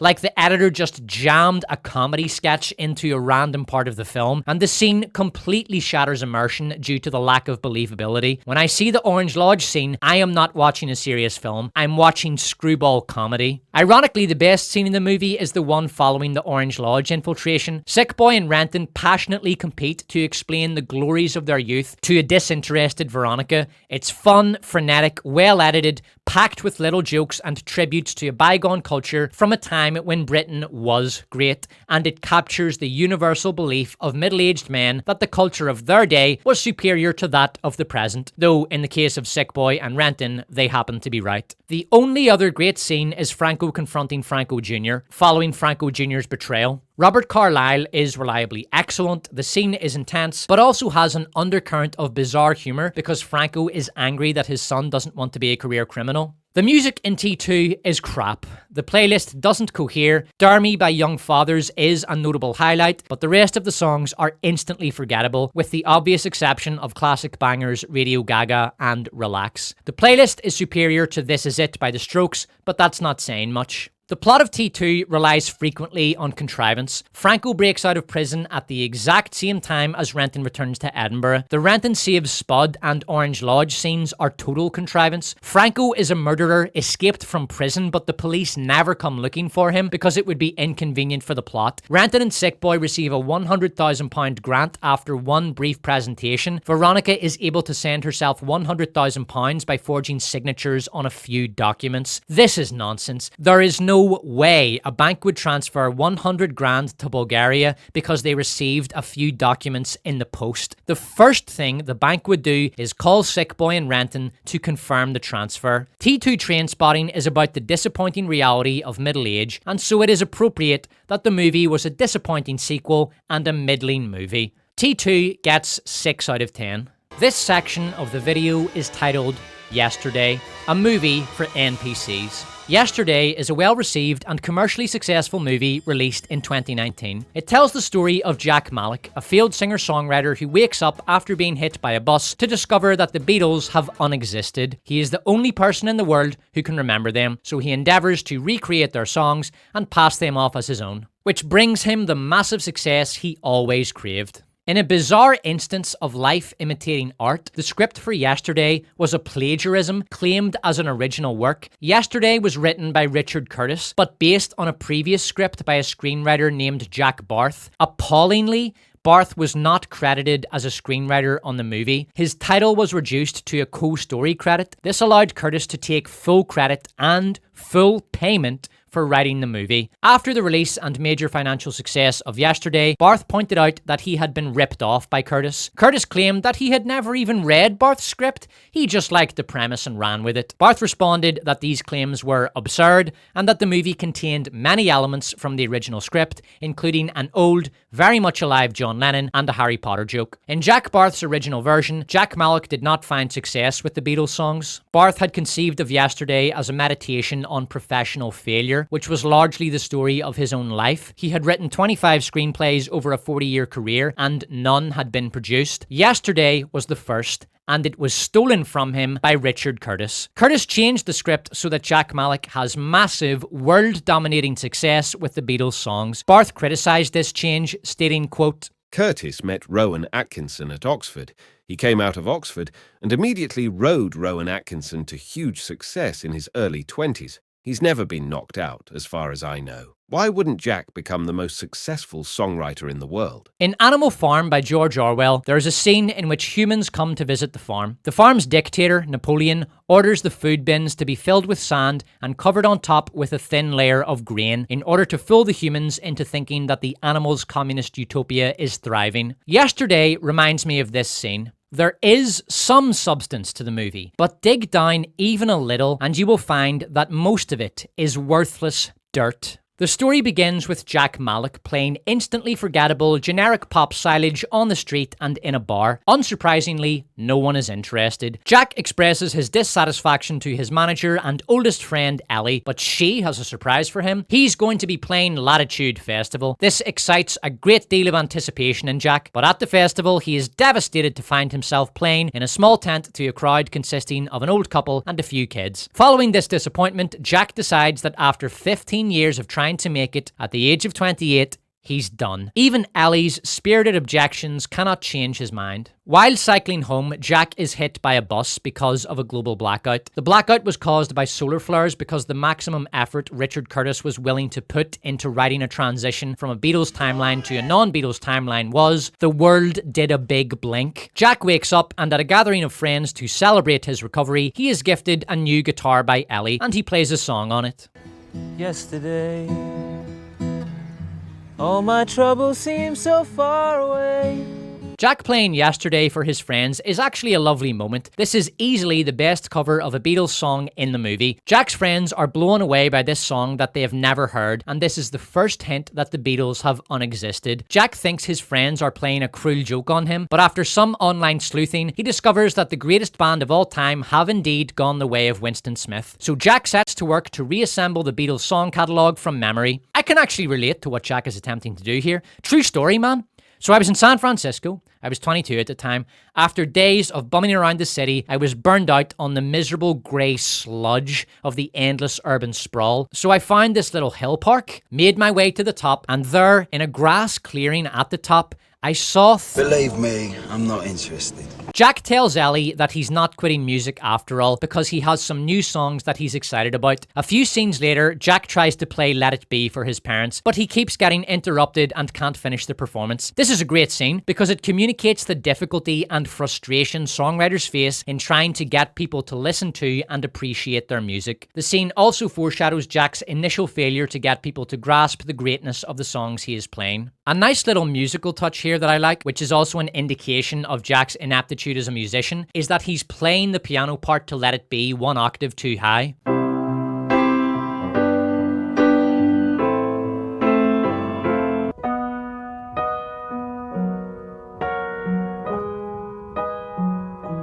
This is a common mistake among guitar players who have learned a bit of chord bashing on piano. Jack's inability to generate any interest in the Beatles songs leads to initial self-doubt. It's me, that's the problem, that's the awful truth, the revelation. I know the songs are strong, but no one's interested still. Jack's struggle is a particularly interesting aspect of the movie because it comes from the original script, not the criticised rewrite. Could a Jack Malik make it with the Beatles songs? Obviously, he'd never be as big as the Beatles. He doesn't have their boyish charm, he's already 28. He doesn't have the enigma of George, the charisma of Paul, the swagger of John, or the everyman charm of Ringo. He does not possess an iconic image. He's a competent singer, but he has a generic voice that lacks personality. He's not a particularly talented musician, and he doesn't have the musical training of a George Martin. But this is the greatest song catalogue ever written. Could Jack do it? Personally, I think he could attain some measure of success. The songs are simply too good, especially in these days of song virality. A local music producer hears Jack's songs, is delighted to put his studio at Jack's disposal, and Jack begins recording the Beatles songs. This recording is another fun scene that celebrates the music of the Beatles in a charming, direct, and non-pretentious manner. The first 30 minutes of Yesterday is actually quite good. It has problems, specifically in setup and world build, but it's a pretty damn good first act. It's well paced, sets up an interesting premise, has a few good laughs, introduces likable characters, and gets on with the story. Yesterday begins hurtling towards the cliff edge at this moment. Hello. Ahmed, is Jack here? To be clear, the movie's sudden collapse in quality has nothing to do with Ed Sheeran himself. He's quite good in the movie, and his music isn't something I would listen to, but there's worse stuff out there. I mean, nothing Ed Sheeran ever did was as bad as This Is It by The Strokes. The problem is that Ed is the first instance of incredibly lazy writing. Ed showing up at Jack's door is the moment when the plot of Yesterday becomes completely reliant on contrivance and convenience. This is the point in Yesterday where the Jack Barth script is subsumed utterly by Richard Curtis's shitty rewrite. Richard Curtis wanted Jack to be mega successful, but couldn't be bothered writing a realistic trajectory to success. So instead, Ed Sheeran shows up at Jack's door, then after one gig supporting Ed Sheeran, Ed's manager signs Jack. After a few recording sessions, the record label put 5 of Jack's songs online as a teaser for his album, which makes him the biggest pop star in the world because a news montage says so. Jack plays no gigs during this time. He does not go on a press tour. The only promotion he does for the album is a few slots on late night TV. He plays one rooftop gig prior to his album launch concert, and the album launch concert itself is a full sports stadium. In Yesterday, Jack goes from a complete unknown to filling a stadium because he played 2 gigs, did a few interviews, and released 5 songs. That is ludicrous. Yesterday starts out as a grounded, interesting meditation on the nature of failure, then does a massive tonal U-turn and becomes dream fulfillment fantasy. Let's examine each step of Jack's ascent to megastardom. Ed Sheeran shows up at Jack's door and offers him a slot in Moscow because the previous act dropped out last minute. Ed does this because he saw Jack on TV and liked his song In My Life. This is wrong for a few reasons. Firstly, there would be a long line of acts Ed Sheeran knows personally, all clamoring for that support slot, and his record company would also be pressuring him to give the slot to one of their up-and-comers. Even if Ed did want Jack, playing a live concert to a big crowd is a different proposition to playing on live TV. Jack may not be ready for this, and this is before we get into the massive amount of contrivance required to make this happen. Jack just happened to be offered a TV interview, Ed Sheeran just happened to be watching TV when Jack was on, and the support act to Ed's next concert just happened to drop out, and as it happens, there was no backup act, so Jack got the spot. Ed's manager signs Jack after seeing him play one support gig and part of the Long and Winding Road. This is complete nonsense. Even if the manager truly believes Jack is going to be a big star, she needs to justify signing him to her bosses at the record label, and she can't.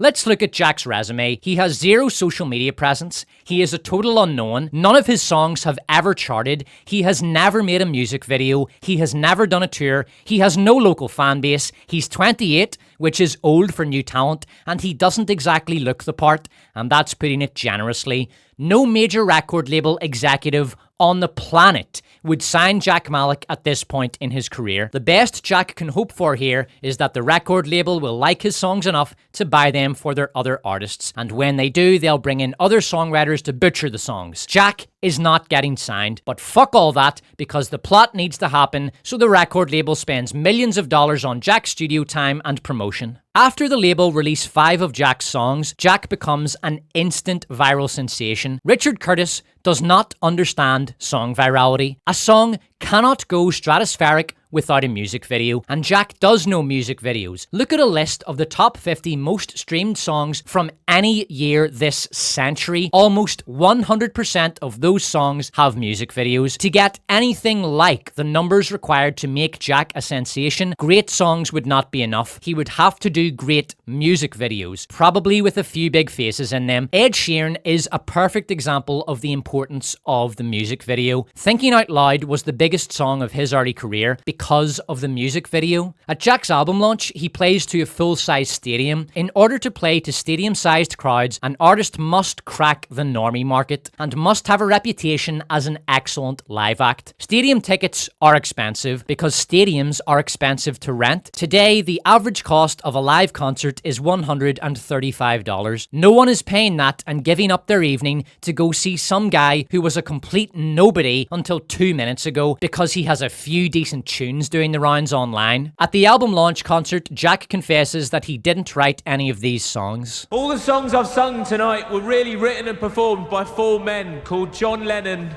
Paul McCartney, George Harrison and Ringo Starr. He uploads all the songs online for free, quits music, marries Ellie, starts a family with her, becomes a teacher. Harry Potter joke, the end. Harry Potter, who's he? All is well in Curtis land. Other notable events in the movie are as follows. During Jack's initial fame, Ellie cuts ties with him because he's too famous for her now, or something to that effect. At the rooftop gig, Jack meets two people who also remember the Beatles. Jack meets John Lennon, an old man living in a cottage by the sea. It's nice. Before I tear into this thing like a blood-drunk zombie, let's look at a few of the positives of yesterday. Yesterday is mildly funny in that charming Richard Curtis way. The characters are likeable enough, Ed Sheeran is appropriately self-deprecating, it's a breezy romp with a bundle of decent chuckles between mouthfuls of popcorn. Totally inoffensive, it makes no demands upon one's mental faculties, and has the common British decency to be completely forgotten within hours of viewing. The first 30 minutes is genuinely compelling. Yesterday is also a nonsensical, contrived, brain-dead farce. Yesterday is a textbook example of a broken story world. World building and character motivation is sloppy and poorly thought out, and actions only have consequences when the script requires it. Let's look at these problems in detail. Why is Ellie so attracted to Jack? He's a failure with no personality, no social proof, no social status, no money, no prospects, and no interest from other women. His songs are shite, and he's a 6 out of 10 on a good day. Jack has been trying to make it as a musician for 15 years, but he's still at an absolute beginner stage, busking, playing to a few owl farts in the pubs. By now, one of three things should have happened. Jack gives up, Ellie realizes he has no talent and gives up on him. Jack blames Ellie for his lack of success and seeks new management. These two aren't going to muddle on together for 15 years with zero success. Why does Ellie believe Jack can make it? His songs are rubbish, he's not a dynamic live act, he has no magnetism, and he's not much of a singer. The guy has no talent. He's clearly not going to make it. Why isn't Jack all over Ellie? Seriously, this girl is several divisions out of Jack's league. She offers herself to him on a platter, and in 15 years, he hasn't made a move. Why does Jack betray Ellie so quickly? Why isn't Ellie furious that Jack screws her over when he sells out to Ed Sheeran's record label? Ellie has been Jack's manager for 15 years, and within 1 minute of meeting the snake from the Garden of Eden, Jack dumps Ellie as his manager and goes with the snake. The movie never addresses what an appalling act of betrayal this is, and in the next scene, Ellie is congratulating him. She should be threatening to sue him for changing management without her consent and without even consulting her. She has probably put thousands of pounds of her own money into his career, and over the course of 15 years, thousands of hours of her time. If she gets a competent lawyer and makes enough noise, she could, at minimum, get a lump sum settlement from the record label in the form of go-away money. In the music business, big labels and talent agencies buy out small-time managers when they take on new talent. Ellie should know this. She's been in the business for 15 years, but when Jack gets poached from her, she just lays down like a free sample whore in a brothel lobby and takes it. Why does Ellie want nothing to do with Jack's sudden success? She has been investing emotionally and financially in Jack for her entire adult life, and when he finally makes it, she comes up with some nonsensical bollocks about Jack being too big for little old Ellie now. In the end to you, I'll always really just be Ellie with the frizzy hair. Then what the fuck was your plan for when he finally did make it? Love, you were the one who stopped him from quitting? Twice? No. Don't go back to teaching. I've got no choice. Jack, if you go back to teaching, that is when you've got no choice. And now you're quitting on him? This goes beyond not making any sense. This is paradoxical. This is just Richard Curtis throwing a completely artificial obstacle between the central couple so that the obstacle can be overcome and they can be together in the end. This is a total plot contrivance that creates massive character dissonance for Ellie. Why does Ellie turn Jack down? Why does she go to Liverpool and get drunk with Jack only to tell him, "One night stand would be strange new column for me to be in, Jack." Then have sex with him, agree to be his manager, and go with him to LA. There, now you're not a one-night stand, and as a nice bonus, you're sorted for life and you can quit your job teaching. Why don't the three characters who all remember the Beatles have any sort of connection? They have no shared traits or experiences. The movie never even attempts to address this question. It is simply ignored. If these three randomers can remember the Beatles, why can't anybody else? This writing is disgusting. disgustingly lazy. In Kurdisland, Jack says a group called The Beatles wrote all these songs which everyone believes without question. Then he uploads all the songs online for free, marries Ellie, becomes a teacher, and plays Obla Dee, Obla Da for a bunch of school kids. In Verosimiland, the following happens. Karen iPhone, fucking hit it.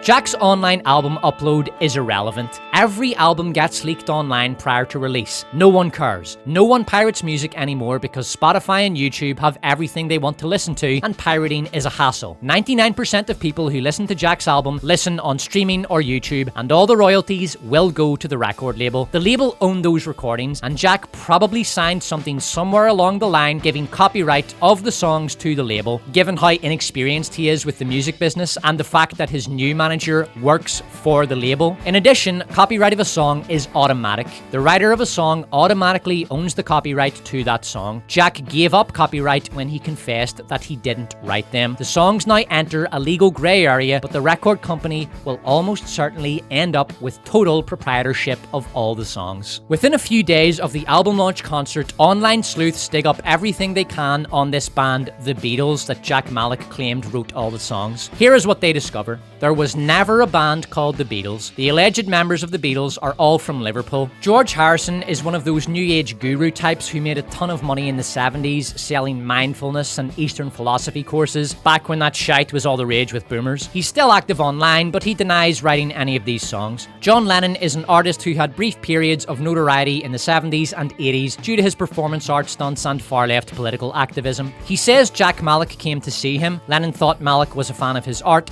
and was surprised when he heard that Malik had claimed Lennon was one of his songwriters. Lennon also provided information on Paul McCartney. Lennon says he and Paul were school friends. They lost touch when Lennon went to art college. Paul died in a car crash in 1966, and John hasn't heard from him since. As far as Lennon is aware, Paul was never in a band called The Beatles. John reckons Jack found out about Paul from John's autobiography, Double Fantasy. Extensive sleuthing has revealed that there was never anyone of the name Ringo Starr. A theory quickly develops that Jack worked with Lennon to create a fictional band from real people. They decided the Beatles would be a 60s band from Liverpool. Lennon decided on the lineup, tossing in a once well-known Eastern spiritualist to give the band a zany quality, and including Paul McCartney in the lineup as a little tribute to a long-dead friend. Ringo Starr is probably just a name Jack Malik made up. No one pays much attention to Ringo. Lennon and Jack Malik concocted this stunt as some form of protest against the commodification of art.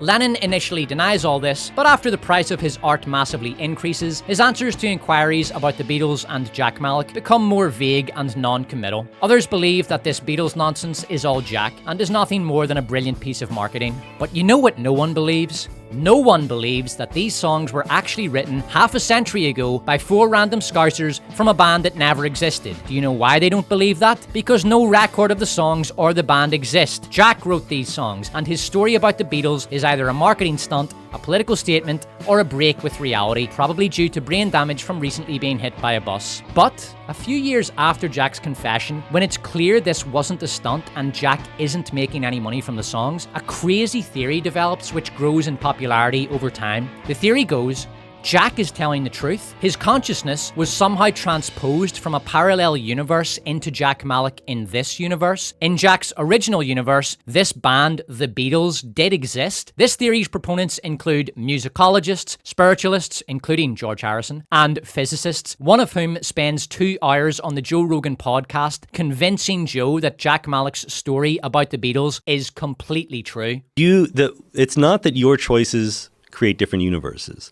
Different universes get created and maybe you're different in them by a little bit. The world building in Yesterday makes no sense at all. Over the course of the movie, Jack learns that the following have unexisted: the Beatles, Oasis, Coca-Cola, cigarettes, and Harry Potter. This means that the time divergence between Jack's original timeline and this new one started in 1881 when cigarettes weren't invented. Due to cause and effect, the absence of cigarettes alone means the new reality should look starkly different. Many people who died of cancer are alive in this new timeline and have children and grandchildren. George Harrison is probably one of them. He was a 60-a-day smoker smoker. This is why he always looked much older than his age. He died of lung cancer at the age of 58. The absence of coke means that many people who died of diabetes in the coke timeline due to excess consumption of that delicious beverage are alive in this timeline, and many have children and grandchildren. All of these people will have an impact on the world, and Jack will notice the differences immediately. And the implication that Oasis don't exist because they were heavily influenced by the Beatles makes no sense when you consider that other bands who were also influenced by the Beatles do exist. Coldplay and Radiohead are two prominent examples. Paranoid Android is heavily influenced by Happiness is a Warm Gun, and the piano riff that opens Karma Police is almost identical to Sexy Sadie.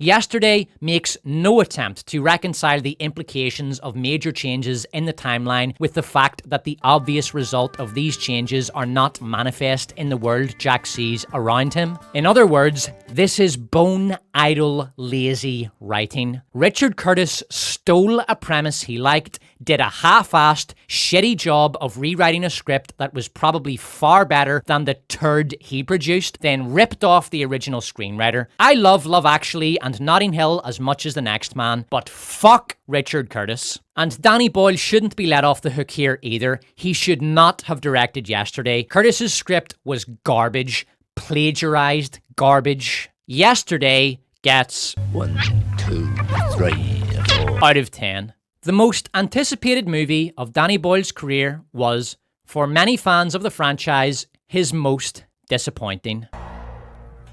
This is a glorious day. A day of judgment. My children!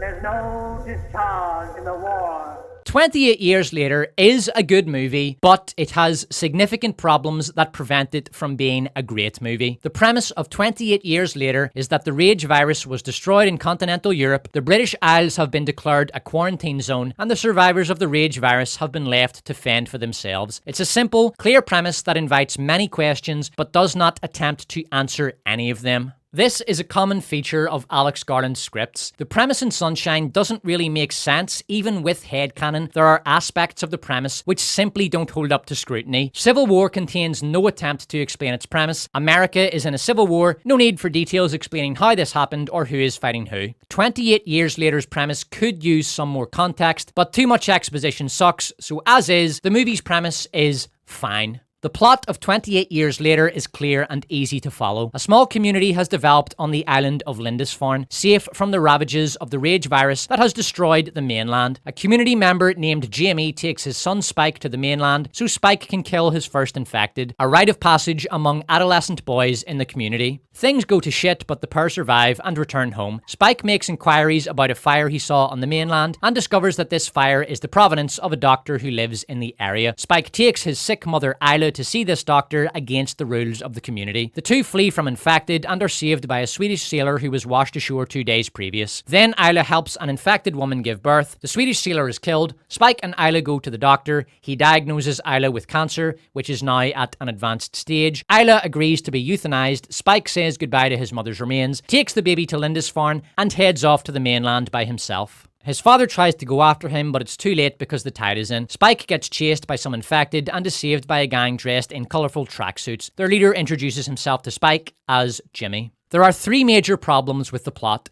Jamie not going after his family when he discovers they have gone to the mainland, the Swedish sailor showing up at a convenient time to save Spike and Isla, and the 3 of them coming across an infected in labour at just the moment she is about to give birth. These plot beats are heavily contrived. The plot is sloppy and could easily have been improved. The Swede should have been Jamie, who saves his wife and son after going off to rescue them. The pregnant infected should have been tied up unconscious at Dr. Kelson's. Kelson sedates and captures her when she is close to giving birth because he thinks the child may not be infected. Kelson allows the infected to wake up so she can give birth, and here is when we get the crazy scene in which Isla runs over to help with the birthing, ignoring Jamie's protests. 28 Years Later's plot issues are a problem, but none of them outright break the movie. A Swede randomly showing up is unlikely, but it is possible. There are lots of patrol boats, and one is going to crash sooner or later, and the Swede responded to the noise Spike and his mother were making. The pregnant infected was also making a lot of noise, which is how Isla I'll have found her. Jamie not pursuing his family is less likely, but a counsellor does tell Spike at the start of the film that if he leaves the island, it is forbidden for anyone to go after him. Not that Jamie would give a shit. Jamie not pursuing his family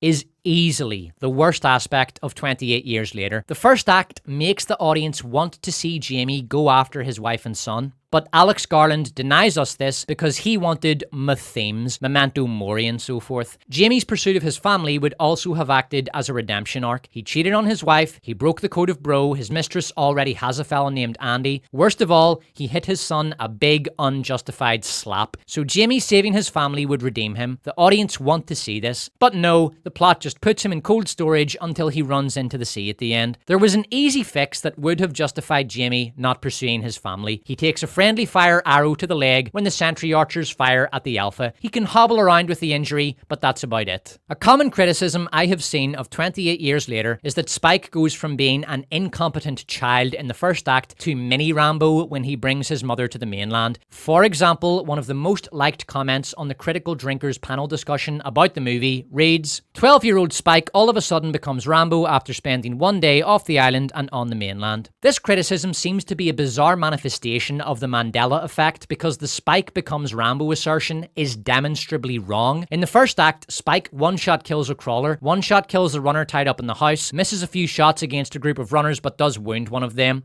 When Spike brings his mother to the mainland, he point-blank kill shots an extremely slow infected that has almost starved to death, runs away from a group of 5 infected, shoots one of them, stupidly traps himself in a petrol station, is saved by the Swede, gets chased by the Alpha which he hits twice but fails to headshot, gets saved by Dr. Kelson and knocks out the Alpha that attacks Dr. Kelson with one of Kelson's darts. 2 kills, 1 wounded, same as the first trip. After leaving the baby at Lindisfarne, Spike returns to the mainland where he kills 2 infected, then gets rescued by the Jimmy cult. On his first trip to the mainland, Spike kills 2 infected and wounds 1. On his second trip, he kills 2 and wounds 1. On his third trip, he kills 2. Almost identical results for all 3 trips. A determined hater might refuse to let go of the Spike becomes Rambo criticism because Spike's accuracy improves a lot on the second trip to the mainland. Again, no. Spike is shown to be an accurate shot when he kills the crawler. He can't hit the runners initially because of nerves, but with exposure to combat, he overcomes his nerves and his skill set takes over. One of the best aspects of 28 Years Later is that it has its own identity. It is not trying to be a rehash of the previous 2 movies or an amalgam of dated zombie tropes. This is most obvious in the evolution of the rage virus. The rage virus has evolved into 2 new strains. The first are runners. They are similar to the infected of 28 Days Later, but they eat and drink, and so can survive for many years. They are led by alphas who are bigger, stronger, and smarter, and have cocks that are approximately 28 inches longer than normal infected. The second strain is crawlers. These are infected that have degenerated into fat, grey blobs that crawl slowly along the ground, eating anything they come across. They obviously have much slower metabolisms. Information about the infected is delivered diegetically. We know as much about them as the survivors. The survivors speculate that the alphas have come about because the rage virus acts like steroids in alphas, causing them to grow into enormous, super powerful monsters. An obvious criticism of 28 Years Later infected is that the infected should have died of exposure. How do they survive British winters, disease, infections, and injuries? One has to assume that the infected are capable of seeking shelter in particularly cold weather, and that the rage virus can raise their body temperature if need be. Otherwise, they would have all died. The runners have evolved into primitive hunter-gatherers. There is a scene showing them eating a deer. In another, they fish with their hands in a river. The alphas can control the groups, so presumably the alphas lead the hunts for the wild game. Otherwise, these Yahoo-type creatures would never catch anything. Hunter-gatherer societies had a population density of 1 individual per square kilometre on average, though this was often higher in particularly fertile areas. Given the abundance of wild game, fish, and forage in a Britain that has returned to a total state of nature, the country could easily sustain a hunter-gatherer population of infected that numbered around 500,000, again assuming the alphas can form their charges into competent hunting parties. Many infected would still die of starvation and injury. The movie does not answer the question of whether or not the infected breed. The woman who gives birth is wearing an old ragged dress, but this doesn't mean much. She could have had it on her 2 years ago when she was infected, and then been impregnated by an alpha later on. There's a song on the 28 Years Later soundtrack called Alpha Baby, which suggests that the infected can breed, and that the baby is the progeny of Samson the Hung. Danny Boyle and Alex Garland had two choices with the infected. They could redo 28 weeks later, an asymptomatic survivor introduces the virus into a new population, possibly in another country, or they could evolve the virus so that it can survive for decades. The latter option is superior to a rehash of a crap sequel. As is typical with Danny Boyle movies, the casting in 28 Years Later is perfect. Ralph Fiennes is excellent as the old wild man, a kind of wizened, mellow version of the Heart of Darkness trope, which Danny Boyle is so fond of. The kid who plays Spike is brilliant, Aaron Taylor-Johnson is great as Jamie, the guy who plays Eric is funny, and Jodie Connor does a fantastic job as a loving mother dying of brain cancer. 28 Years Later has a decent scene average. The movie has 3 great scenes, 2 bad scenes, 2 truly bizarre scenes, and the rest are all quite good. The opening sequence is short, brutal, to the point, and heavily focused on the themes of the movie. Jimmy escapes the infected and runs to his father, who is probably a Presbyterian priest. He hugs his father and begs him to help, but his father is in a state of religious mania. He believes that the rage virus is the day of judgment. Jimmy's father gives him a cross, telling him to always keep it with him. Jimmy hides under the floor and asks, "Father, why hast thou forsaken me?" This opens up the theme of disappointment in one's father, which we will see again when Spike loses faith in his father Jamie. When Jimmy hugs his father, he hugs him from behind. His father does not return the hug because he is busy praying. A beautiful piece of visual symbolism which emphasizes the theme. The best aspect of the opening scene is the juxtaposition of the music and action. The song used is Promised Land, a mellow, slow, contemplative track that features cello, church organ, synthetic choir, and a lovely string arrangement. It's a beautiful song and, bizarrely, couples perfectly with the action on screen. While typical zombie tripe would have some forgettable high BPM sludge playing, the music in 28 Years Later's opening reflects the priest's understanding of the rage virus as the salvation of man. The first scene in which the kids are watching Teletubbies couples with the end of the movie, but more on that in a bit. The same use of sweeping, lush music in place of high BPM frenetic tracks is used again during the Causeway chase, which is a standout scene. Wide shots show the Alpha closing in on Jamie and Spike. The glow of the northern lights form a beautiful backdrop. The palpable terror of Jamie and Spike infuses the scene with intensity. There's an awesome kill at the scene's climax, and the sound mixing lets the viewer really feel the approach of the Alpha.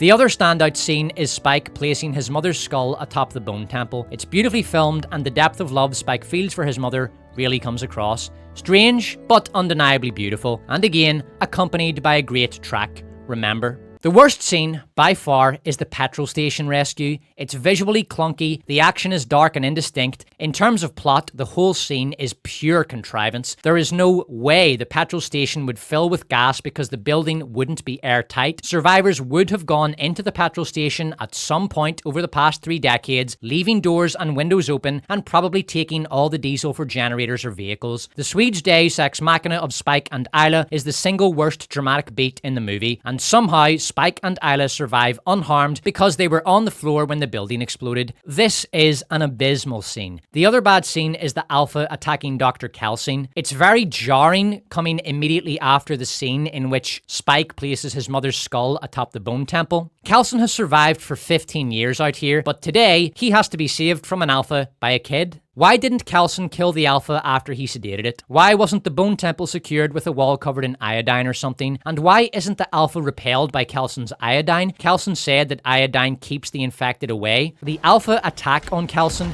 is in the movie because there needed to be an action beat. It's out of place, unexciting, and nerfs Kelsing's character too much. This scene should have been left in the cutting room trash can. The entire Swedish sailors subplot should have been cut. The Swedes showing up at this exact time and place is a massive plot contrivance. Eric informs Spike that they were patrolling the coast and hit a rock which sank the boat, and then the currents carried the lifeboat into Britain. These guys are in the movie for one reason only: to be slaughtered. The movie needs action. These guys are an excuse for a slaughterific battle with zombies. Eric is here for comic relief and to save Spike and Isla. The Swedes are a trade-off with too much downside and not enough upside. The most bizarre and criticized scene in the movie is Isla helping an infected give birth. The scene is insane, but in fairness, Isla is literally insane at this point in the movie. She has completely lost her mind. Earlier, she mistook her son for her father. She forgets that the rage virus ever happened at one point and asks Spike to go to the pharmacy to buy her some medicine. The cancer in her brain is now so advanced that she's getting nosebleeds. When Dr. Kelsing asks about her feelings of confusion, she responds, quote, "It was waves, but I think the tide's coming in." A poetic way of saying that she will very soon be completely untethered from reality. A woman in such a state of mental decay may indeed attempt to help an infected girl give birth. Another aspect of the birth that has been criticized is that the baby is covered in blood but is not infected. The obvious explanation is that the baby is immune. She will probably turn out to be the girl who is the key to everything. Her blood can be used to make a vaccine. The soundtrack for 28 Years Later is great. It was composed by a group called Young Fathers. The standout tracks are Promised Land, my personal favourite, Lowly,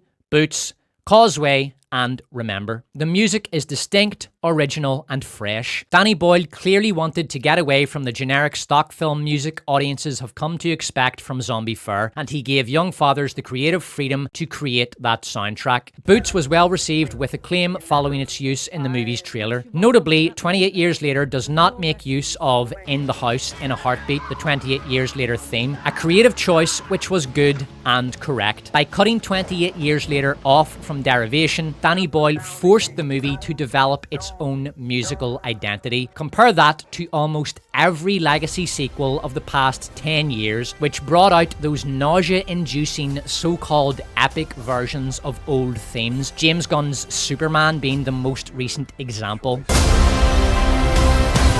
Your actions.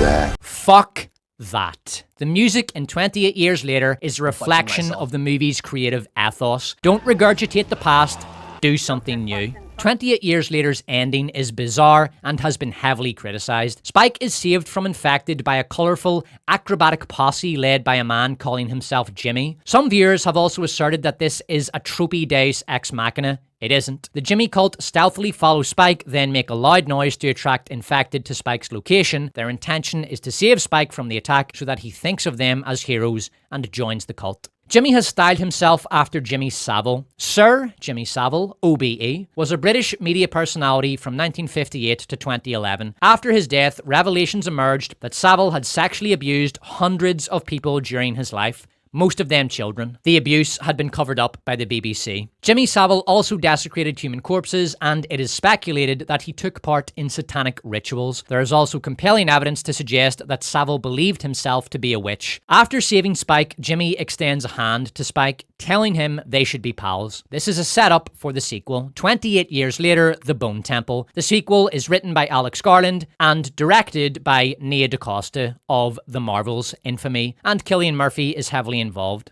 I love 28 Years Later's ending. I love it because it's bizarre and tonally dissonant. It's something different to the perfect cadence endings such movies usually go for, but it doesn't come out of nowhere. The ending forms a thematic and visual couplet with the opening scene. 28 Years Later opens with the Teletubbies on TV, watched by a room full of kids. The Teletubbies become blood-spattered as the infected rampage into the room and attack the kids, infecting them with the rage virus. At the end of the movie, this has been inverted. The Jimmy cult, dressed in Teletubby colours, show up and slaughter the infected. The child is saved, but also, in a sense, infected. Spike has been inducted into the Jimmy cult. Alex Garland is probably communicating that the Jimmy cult are the monsters now. The occult and predatory character of Jimmy's cult is emphasized by the use of Jimmy Savile's image. Jimmy was also foreshadowed twice. The name Jimmy is carved onto the torso of the man in the abandoned house. The man is probably a territorial marker. The Jimmy cult left him in the house closest to Lindisfarne to warn the islanders that the Jimmy cult is now operating in this area. On the side of a church Spike and Isla sleep in, the name Jimmy has been added to a graffiti carved into stone that reads, "Behold Jimmy, he is coming with the clouds."